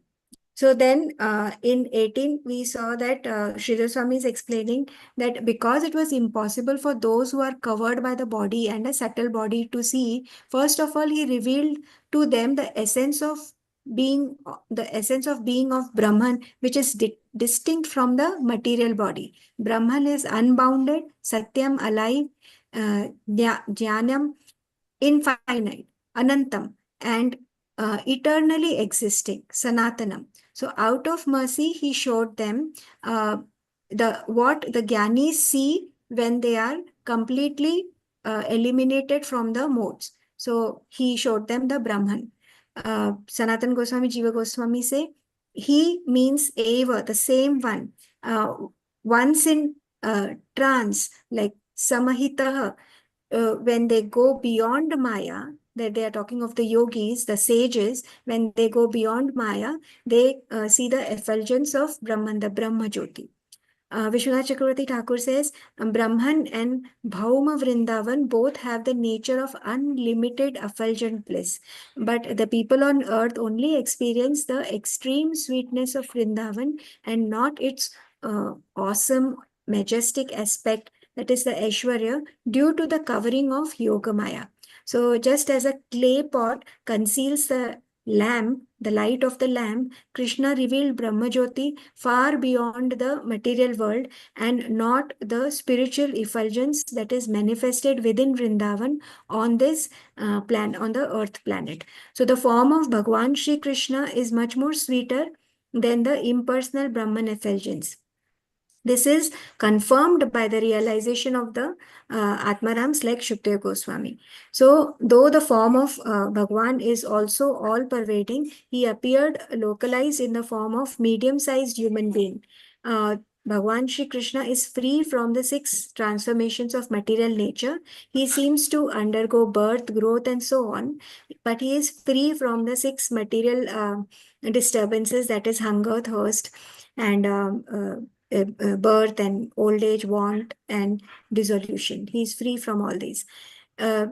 He seems to undergo hunger and thirst and perspiration, and he becomes tired and he expresses fear and bewilderment, and he receives blows in the battle, but he's actually free from it. This is because he has unlimited conceivable energies. This is the reason he can perfectly play the role of a human being. Similarly, Vrindavan is like the body of the Lord. It is spread. It has spread itself through millions of universes, as seen by Brahma, but it is also localized and limited. So Lord says Vrindavan is spread over 5 yojanas. Vrindavan is spread over 5 yojanas, and it is like my body. And though the scriptures proclaim that the moving and non-moving entities of Vrindavan are free from the 6 material disturbances, one sees to his astonishment that men, people, and the birds and the trees of Vrindavana, they actually experience these bodily discomforts, that is hunger, thirst, and birth and old age. So this is just to show them the realistic that they are actually going through this, but they are not going through this. So then Sridhar Swami says that he brought them to a lake, which is Brahman, in the sense that Brahman is like a lake, because when submerged in it, a person has no knowledge of anything specific. So he got them to this lake. They were brought to Brahmaridam, and he plunged them into it. And next, Sukdev Goswami talks that they expressed by 2, but then they were lifted out, udhartaha, by Krishna, as though they were being taken out of samadhi. So he dipped them and he brought them out of the water, like pani mein se nikal, kaise bahar he got them. Once taken out, they saw the Lord of the world of Brahman. That world is called Vaikuntha. So now Vaikuntha, but it may be questioned. It doesn't make sense that they were immersed in Brahman and saw a world. Anticipating this objection, he says, Yatra, and so on. Akrura had a vision there in the past. Akrura got this vision when Krishna was present. That is when he was the cause. Sukdev Goswami says that it happened in the past as it occurred prior to the conversation between Parikshit Maharaj and Sukdev Goswami. The drift is that nothing is impossible for Bhagwan. So although Sukdev Goswami is narrating this to Parikshit Maharaj, but this happened earlier. It is impossible, nothing is impossible for Bhagwan, whose godly might cannot be conjectured, cannot be understood, cannot be perceived. So the sense is, when Akrura had a vision, the name of that lake of the Yamuna is Brahmaharda. So there is this lake Brahmaharda in Yamuna where Lord got the Brajvasis and make them submerged them and then brought them out. So once brought to the lake, they saw the world of Brahman.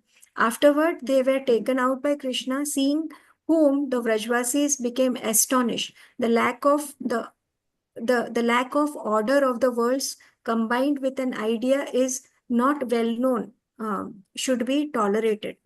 So they are having this, like Krishna is showing them their world and they are like astonished. So Vishwanath Chakravarti Thakur explains nicely. He says, the unlimited spiritual effulgence, that is the Brahma Jyoti, that is in text 15, is compared to a lake called Brahmartha, which actually exists in river Yamuna. And Krishna submerged the Vrajvasis in that lake literally, and also in the sense that he submerged them in the awareness of the impersonal Brahman, so that they experience the impersonal Brahman. But then, as indicated by the word Udrishtaha, he uplifted them to a higher understanding, that is the personality of Godhead, his own planet, that is Krishna Loka. He uplifted them to Krishna Loka. So this is also stated in the second canto. Lokam Vainkuntham Upanishate Gokulam Sma. Krishna showed them Gokula, the highest planet in the spiritual sky.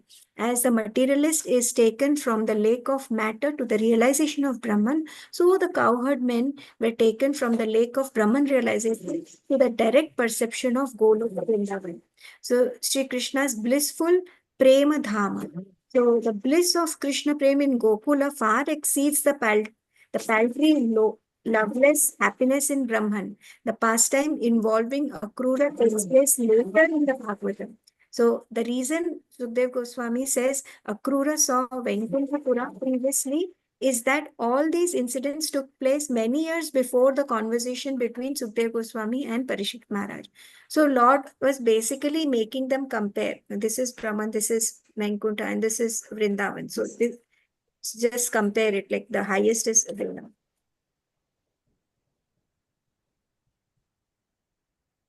So we come to the last slide. So here there's a purport of the verse 17. So although the residents of Vrindavan considered themselves ordinary people, Lord Krishna wanted to prove to them of their extraordinary good fortune, which they were not aware of. Thus, within the lake of Yamuna river, Lord showed them his personal abode. The cowherd men were amazed to see that the kingdom of God had exactly the same spiritual atmosphere as their own earthly Vrindavan, and that just as in their Vrindavan, Lord Krishna was personally present in their unique vision, he was present as the Lord of the spiritual world. So, as Srila Bhakti Siddhanta Saraswati Thakur points out, these verses emphasize that Lord Krishna did not merely show the Vrajvasis a sample of Vaikuntha planet, but he specifically revealed them Krishna Loka, and the greatest of eternal abodes and the natural home of the Vrajvasis, who loved him more than anything else. So it was not just a show, or not just a trailer. He actually showed them his Loka. Vishwanath Thakur ends this lesson with a commentary saying that seeing Krishna Loka in the spiritual world, the Vrajvasis were amazed and filled with highest bliss. They experienced Krishna Loka to be the same as the Vrindavan on earth. So they realized, oh, Lord's planet is same as where we are living.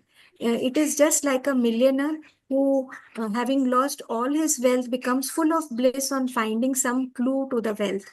So they're like, they had lost, they thought that, Krishna Lok is something much more higher.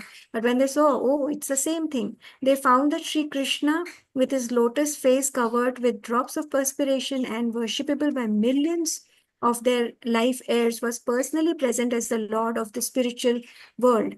In their unique vision, they were astonished to see Krishna being praised by the personified Vedas. In like Krishna, like in his Aishwarya form, he was worshipped by the Vedas.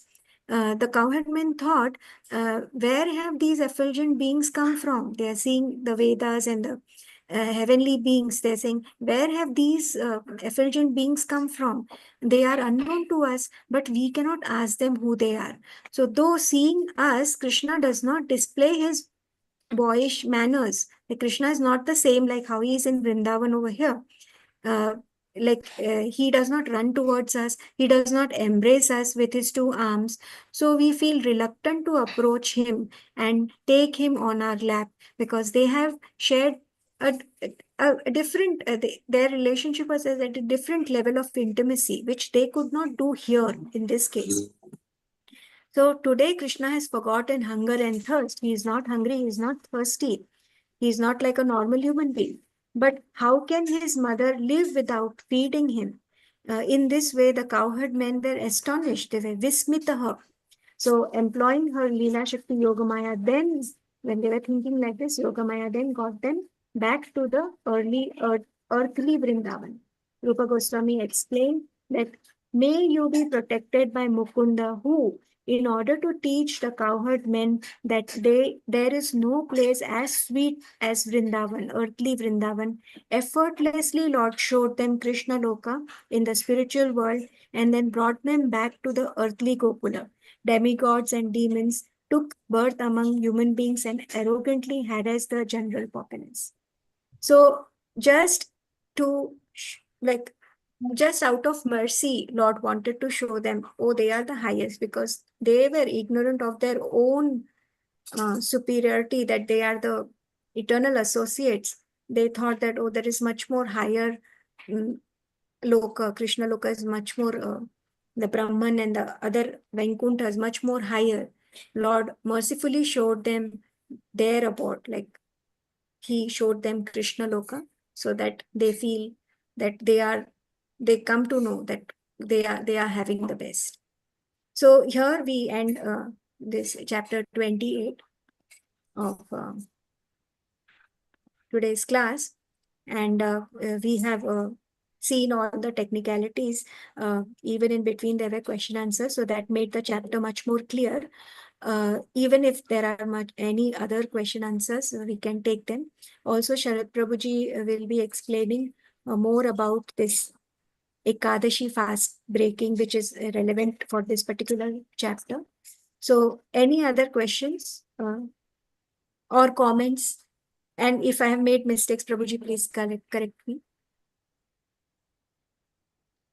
Hare Krishna, Mother. So you presented presented very nicely. The notes are also chronologically, notes are chronological, properly given, but a lot of confusions back and forth, right? Taking to the Brahman and taking to the Vaikuntha and back to Golak Vrindavan. And, the meaning given, just Lord wants to show where they live, that is the most opulent place compared to any other that exists in a spiritual world, live apart material world. So I think that was you presented very nicely on that part. I have one question. Just going back to the Indra. Previously, I think somewhere it's mentioned Indra is he is the king of all three planetary worlds. So does he control anything like Mahaloka, Janloka, Taploka, because 14 planetary system? Or does he only control the middle planetary system? This may not be directly related, but the word was there somewhere that he also is a three planetary system that is mentioned, Indra. Probably, as for like my limited knowledge, I have thought of Indra as the king of heavenly planet. That's it. But if it is otherwise, Sharad Prabhuji and Charu Prabhuji can guide us. Sharad, you want to take a chance?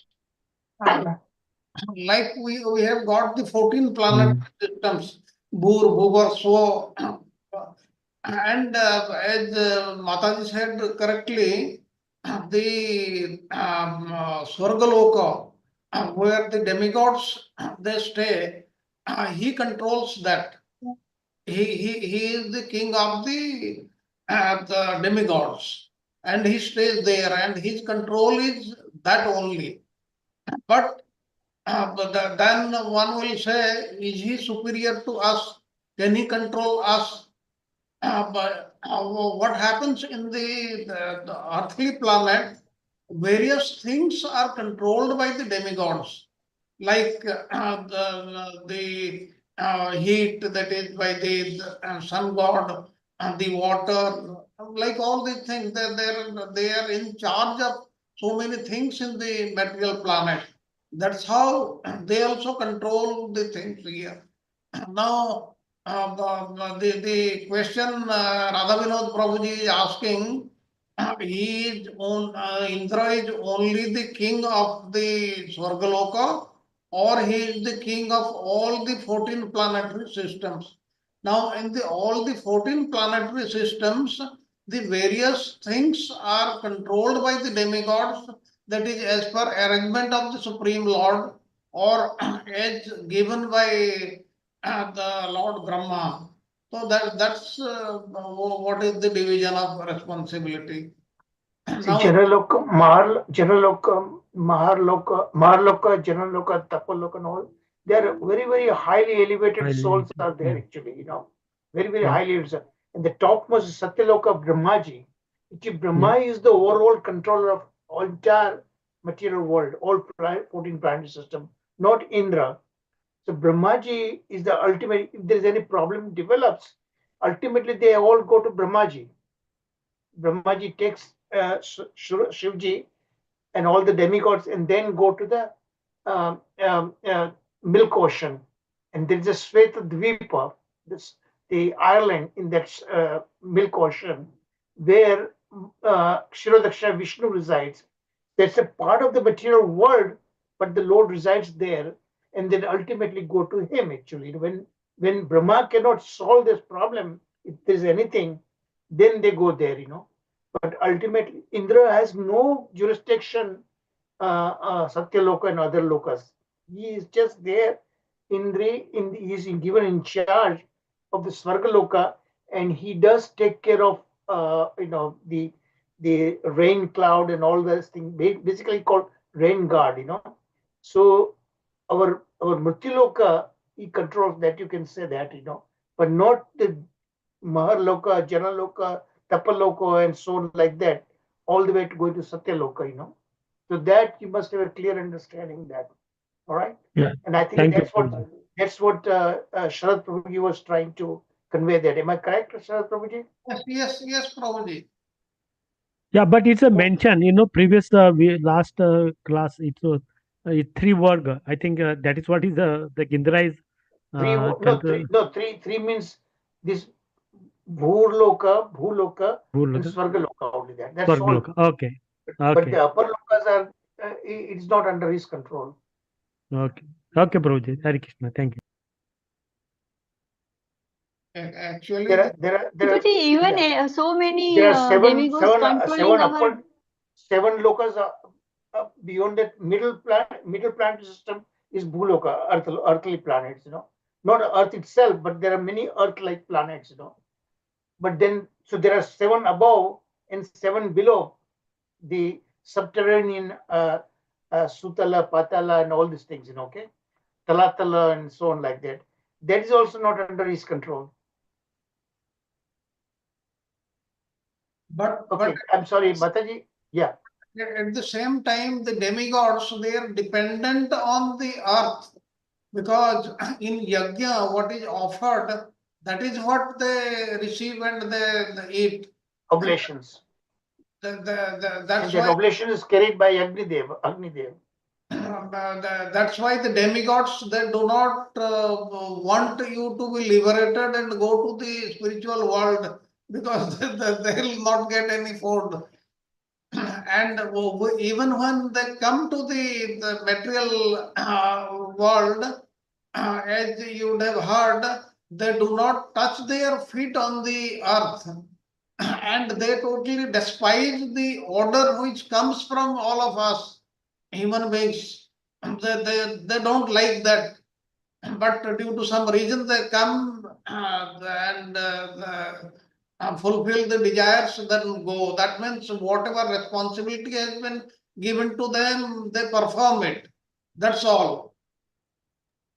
Actually, Prabhuji, Prabhu, I that's was why, is it, exactly sorry. They are Adishta Devata, some of all the inner senses, they are the controller of that, But that's the yeah. Mrityu Loka. Prabhuji, Okay. I was wondering, is that the reason why when a pure devotee is doing devotional service, he comes across lots of obstructions? Because is it due to the demigods also, because they don't want him to go ahead? It's And not like that. They don't want. They are also. Don't misunderstand that. They are also the great devotees of the Lord. Okay, and they are generally in the mode of goodness. Okay, generally. Occasionally they become victim because they still have a kind of material desires and things like that, seemingly like Rajoguna, Tamoguna, but they are generally preponderantly they are in the Sattva Guna, Now, what was the question you asked, Samtamataji? What did you say? yeah, because we see that whenever somebody is trying to, do devotional service, a person comes across lots of obstructions.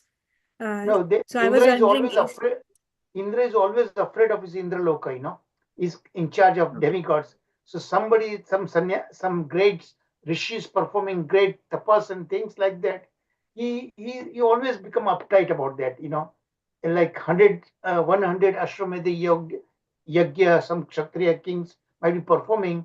He's very much afraid of that his kingdom might be taken. Because somebody who performs hundreds Ashwamedha Yagya, then they become in charge of Swargaloka also. Remember Prithu Maharaj? So Prithu Maharaj was about to complete Hadra, so he was just, they willingly took away, the Lord convinced him, just 99 he did that, remember? So that story, that Prithu Maharaj story that we came across, so that was, he did 99. He could have done 100 also, he was that. And remember, Prithu Maharaj is actually the incarnation of the Lord himself, So one has to understand, and that was the reason why Krishna taught him a lesson.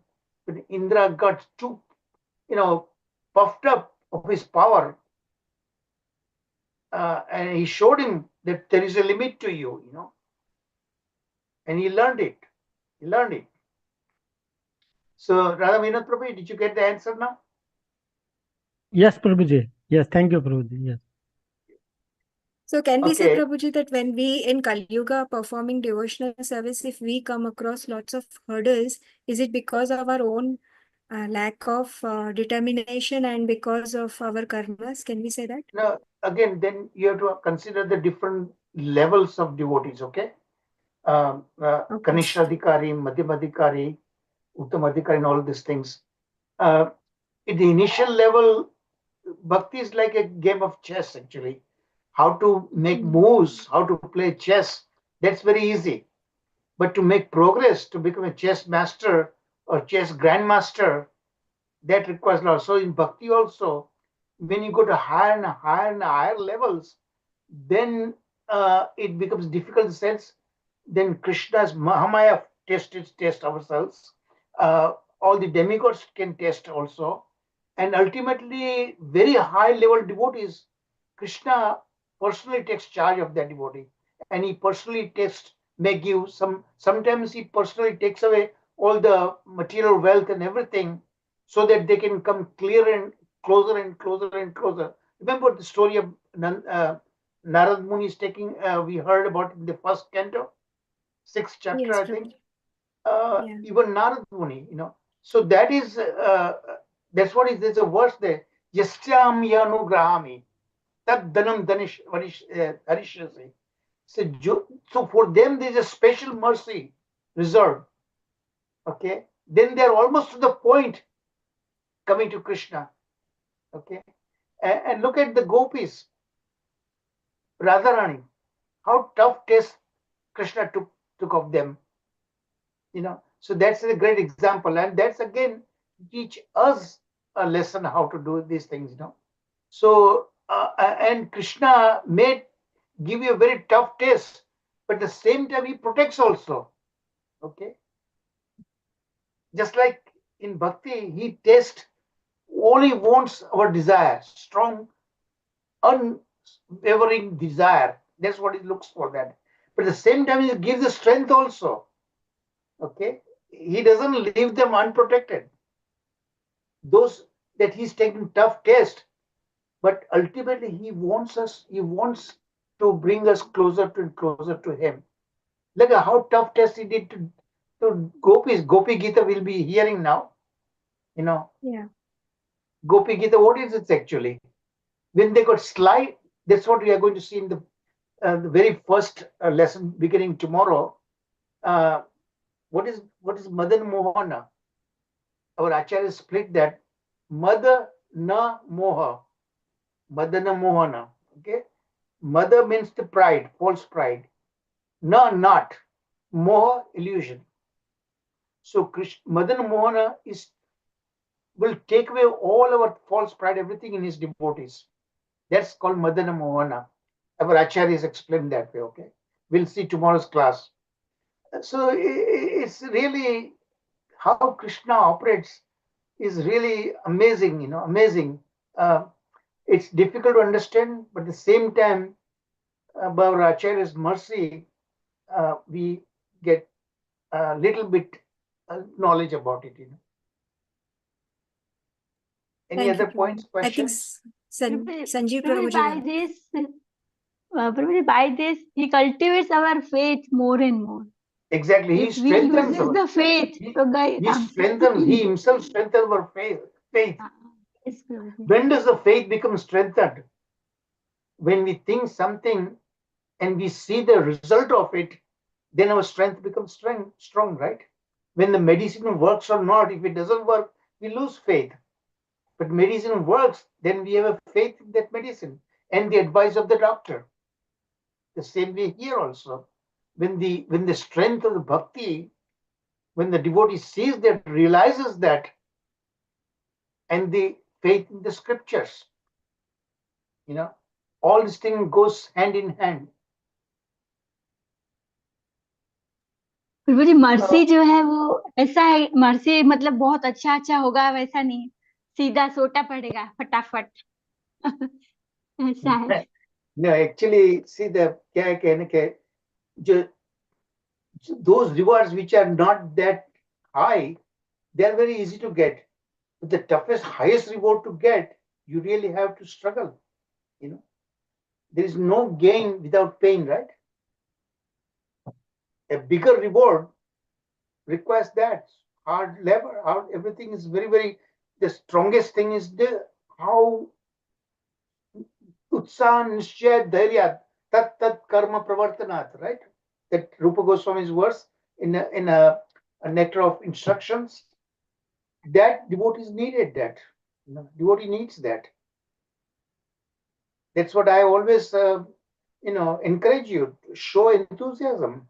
You know, nishchaya, very strong, rock hard determination, fire in the belly. That's what I always tell you. And look what I have been doing all these times. That is what I'm struggling because of that. You never give up. And at the same time, dhairya, patience. Only you cannot demand, even by bhakti, you cannot demand that Krishna, you do this thing for me. I'm doing so much for you. Now you must come to me. You cannot demand. It's even bhakti, it's up to him, you know. So that is what you have to understand that. And then tat karma pravartanat. You follow in the footsteps of our acharyas, the higher beings, you know. They are specially being sent to us in our lives by Krishna. When he sees the tremendous tivra, the Sanskrit word is called tivra, immediately he comes to rescue. He may test, but he never gives up his support to us. Sanjay Prabhu, you had a question? Haribol? Sanjay Prabhuji.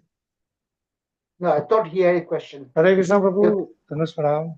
Yes. I both So General yes, very very wonderful class. I was just actually what Sharat Prabhu said is exactly the thought or question I had that time. Like while the demigods are lauding us, but as per Bhagavad Gita, what Krishna says, uh, like they are also dependent on the share of yajna that we give. So that's a cross mutual dependency, as they say, which is very interesting because now in the Kali Yuga we only do Sankirtan yajna. We don't do that big yajna. So I don't know what kind of and how the share they get. Right? But other than that, very interesting class, Mataji. Thank you so much. And so the summary here, as I understood, is the position of Vrindavan is topmost, and to just sharing my reflection and to show that that's why then Krishna or the Vrajavasis have a desire to go and see the Brahman and Vaikuntha and others, but ultimately they conclude that Vrindavan is the highest. It's like someone already having a most expensive jet, but having a desire to ride in a taxi or so, and then they realize, oh no, we are the best. Is the that course we did in Bhagavatamrita, right? yes? Travel Yes. of that. Yes. That's what the same Gopakumar. lesson is. Yeah, Gopakumar Yeah, goes Gopakumar. all the way Yeah. there, Yes. Yeah, but Prabhuji, wonderful, and by your blessings, the yatra was successful. I was back last week. Wonderful. So, and last week I was listening to the lectures. So, all you mentioned of the Govind Kund, where Lord Indra he bathed Krishna along with Aravat and all.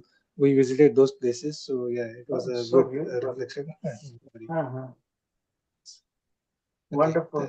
Thank you, Mataji. No questions, just a reflection of. All right. Thank you very much, Prabhu.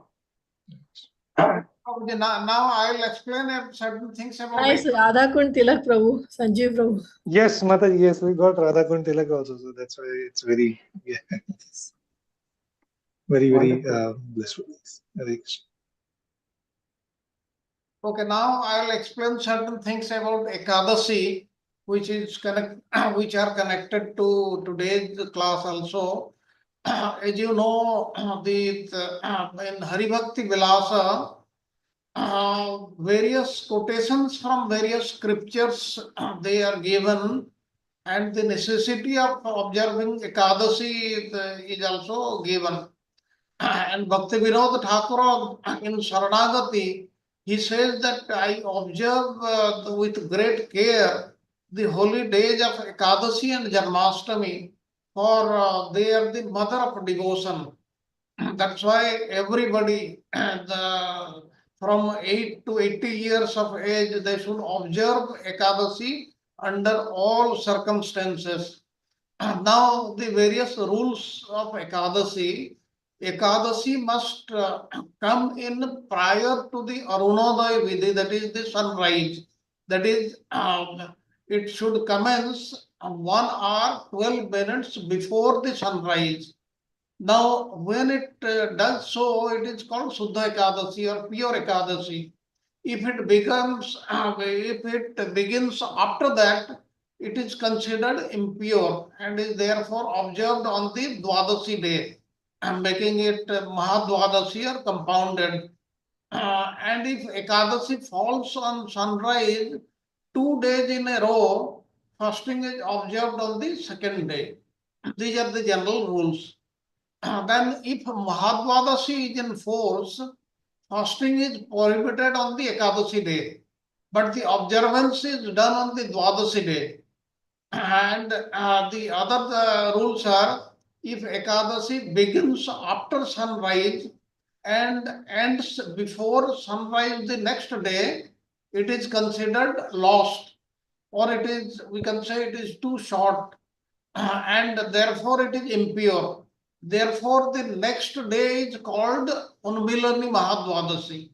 And if Dwadasi begins after sunrise and ends before sunrise on the next day, that is the Troyodasi, this is also lost and it is observed as Trisparsa Mahadwadasi. And if Dwadasi falls on the sunrise 2 days in a row, the first Dwadasi becomes the Vyanjali Mahadwadasi. And when the following Amavasya or Purnima falls on sunrise 2 days in a row, the preceding Dwadasi becomes Pakshabardhini Mahadwadasi. These are the various rules, and as you already know, I'll also repeat certain things.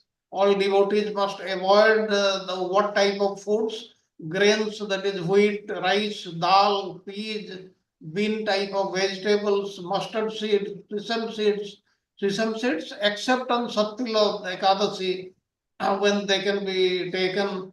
Then the derivatives of all these foods, wheat flour, mustard oil, soybean oil, like this, and food items containing these products. For instance, care should be taken in using powdered spices, which, if mixed with some flour, should not be consumed on Ekadasi days. Particularly commercially prepared hing, asafoetida, is always mixed with grains, that is flour, and is not to be used on the Ekadasi. And if even a slight piece of grain is ingested, even accidentally, the Ekadasi fast is broken. And devotees should not even think of neglecting the Ekadasi fast unless its observance would severely affect the health. And only in rare cases, those who are physically unable to fast may take grains on Ekadasi day, but with the explicit permission of their guru. And those who in the course of the year break Ekadasi fast even once should observe the Nirjala Ekadasi, which you know it falls in the month of around June or so. And Pancharatra Pradipa says that one who is very strictly observing Ekadasi should avoid all spices except pepper, rock salt, and cumin. But he should also not use certain type of vegetables such as tomatoes, cauliflower, eggplant, and leafy vegetables. These are some of the rules that you already know, but I just repeated. Any questions on this Ekadasi? Prabhu, can you please share that whatever you told about the Vyanjali and other Dwadashi, Mahadwadashis, because it's so difficult to capture whatever you said immediately. Okay. So if you can share in the group. I'll share. I'll share this 1 hour 12 minutes. But yes, you have to little think of and understand it. But in the Vaishnava calendar, it is given very correctly when it starts, when it ends, and on Dwadasi day, from what time to what time you should break the fast. All these things are given. But to understand that, I'll give it in send it in the WhatsApp group. Thank you. Prabhuji, Prabhuji, in our ISKCON temple, they say that we are allowed to eat okra, the bhendi. Is it correct? Because we, in my house, we prepare okra, on the Ekadasi day. Bhindi. Okra is bhindi. Bhindi. Is it okay? Yes, that is okay. That is not given in Okay. Actually, when once somebody asked Prabhupada, he said the rules are so strict that you should not know all the rules. If I tell you the rules, you'll get scared. That's why he says whatever has been told, you just follow. That's why we are following in our ISKCON temple whatever we are told. Yes. Because what ISKCON is very special because it deals with the foreigners also. What we follow in the Indian culture, that is little different. That's why what is being told in our system, we should follow that. I also saw tomatoes as well. Is that okay? Yes, it is given. Like in other sampradayas, if you hear, even on any other day, you should not consume brinjal also. Like there are so many rules we cannot follow. That's why what is told and taught in our system, that is in ISKCON, in the Gaudiya Vaishnava, we should follow that. And the basic rule is avoid grains. That is the basic thing. No, that's right. Grains and something else, right? Yes. Peas and things like that you cannot eat. Yes, yes, yes. Pulses. Yeah. The spices Okay. might be mixed with the other things. Thank you very much. That is a very important, very important information you gave us. Thank you so much. Okay, I think it's time we conclude the class, and tomorrow onwards we'll start the first of the 12 sessions on Rasa Leela. Tomorrow Ujjwal Nilmani overview. Yeah, tomorrow, because Ujjwal means not the whole Ujjwal Mulli, only that But which is overview. relevant to overview, Yeah. only that which is relevant to Rasa Leela Panchadhyay, you know, okay? Because it, you know, Ujjwal Nilamani, I took 48 lessons. There's no way I'm going to do that. Only that which is relevant to what we must need to know, okay, in Panchadhyay. So tomorrow is that overview of Ujjwal Nilamani. Okay. And at the end of tomorrow, your that suggestion that will be the discussing. Yeah, because what happened is day one, I have the my class, you know, and that overlaps our class by 30 minutes. And when he frequently, that professor goes overtime also, you know, that's the reason I'm, and then I have to conduct these classes. And if I'm late too much, and I remember, don't underestimate, I have to give voluminous material, voluminous.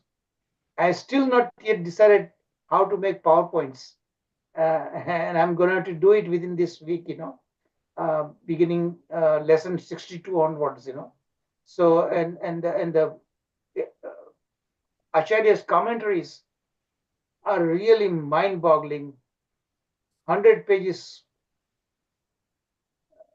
So if we are late in a limited time, then I won't be able to cover. So please think very seriously if we can start 30 minutes, at least on day one, 30 minutes later, you know. Or alternatively, Prabhuji, before you join, like we did today, we finished the kirtan and the recap. Yeah, but still that also, if I can join exactly 30 minutes later, and that is not guaranteed because my professor runs over frequently, you know. So then, if we start 30 minutes, then you take longer time, you can cover it with kirtan, you know. Then till then we can discuss some other things, because I have spoken to a lot many devotees. Actually, in India, extending it to beyond 2.5 hours, that is beyond 9:30. No, time is same. Time is same. Keep 2.5 hours, but instead of starting in my US time, it's 8:30.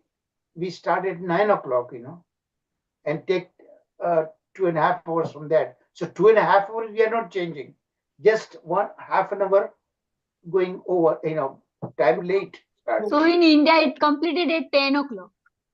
Like so would that provide a problem for so many of you? Because I thought that was a holiday, isn't it, in India? But the Mataji's, their point is at that time their kitchen is functional and there will be some issues. Yes, Prabhuji, it is very. So how are we Bhaiji, going to do may it? I give one suggestion? One suggestion may I give, Bhaiji? Yeah, बोलिए.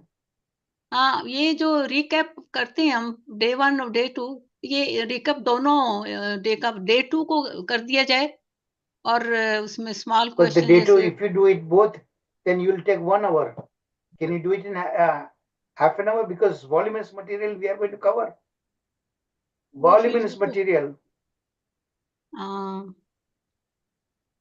नहीं हो सकता है, it means. That's what I was telling you to, you know, make it 3 hours, but that's very difficult, they said that, right? So somewhere we have to draw a line. Either I cut down the scope of my classes. For me, already. Or the time. Whatever you want me to do, I'll do it. 3 hours is not a problem. I can cut down the material, you know. For me, No, it's no, already 12 Prabhuji, noon please don't here cut down right the material. now. So if it is another half an hour, it'll be 12:30. So for me, it's going to be tough. But it's okay. I can hear it on YouTube or something. That doesn't matter. Okay, I will cut down the scope. Okay. No, Prabhuji, please don't do that. Please don't cut down. Then you leave me no option. Then Prabhuji probably one more suggestion. Instead of Saturday, मतलब आपके जो class है उसी दिन हम I'm ना asking रखें और only for I'm asking only for day one. I'm talking about day one. You cannot tolerate. Just a half an hour later you start. I'm No, not asking you Prabhuji. to more than 2.5 hours. Okay, Prabhuji, it Yeah. is okay. Yeah, Okay, Prabhuji, Prabhuji, okay. you are starting at 9 o'clock, 9 to 11, right? Our East Coast time. Is it going to No, be 9 to 11:30. 9 to 11:30. I'm asking. 11? The last half Same an hour two is and a half, anyway same for 2.5 discussion. hours. Same 2.5 hours. Instead of 8:30 to 11 o'clock. 9 to 11:30 that I'm asking. But that's going to present problems in India. You know, that's what I gather from Archana Mataji. No, that is mine. Singapore timing is will be India is still better. It is 12 noon here for me now. So it is like I have to go to the kitchen now. So my family will be waiting for lunch. Okay, all right, okay. So, Okay, we'll think about it. Okay. But I can hear offline also, no problem. I can hear until like 12 o'clock, and then after 12 I can hear offline. It's okay, Prabhu. You can continue. I'll cut down this number of slides. You know, I have no issues. each lesson I'll cut down the number of slides. Mataji, for you it is lunch, but for Santa Mataji, Raksha Mataji, it is breakfast. Okay, Prabhuji right. सब office जाते हैं तो सब Okay. I got the message. I will keep the slides. And for Charu Prabhu, it is midnight. Limited number of slides so that I can do it. For Charu Prabhu also it is. So if I'm late, yeah, Prabhuji, okay, we'll wait, no problem. We'll wait, Prabhuji, no problem. We'll wait, Prabhuji, don't worry. You can actually do the kirtan and recap, and you can cover up a little more time also, and then you can take your full time for the class. Yes, we can do like that, Prabhuji. That you can take the second part completely, and we will do all the recap and everything beforehand, before you come. So then you have full time. We'll manage. But please don't cut down the slides, Prabhuji. okay, I'll be able to tell you for definitively when I have a set of slides made for this lesson 62, okay, 62 or 63, then I'll be able to advise better, okay. I'll try to minimize number of slides. Okay, Mataji, let's do that. I'm very tired. Please forgive me. As you can see, I've not shaved for last 4 weeks. You know, I'm extremely exhausted now. Please. Now it's going to be almost midnight for you. Yes, Prabhu. Yeah. So let's do the Nashiva prayer. Yes, Prabhu. Hare Krishna.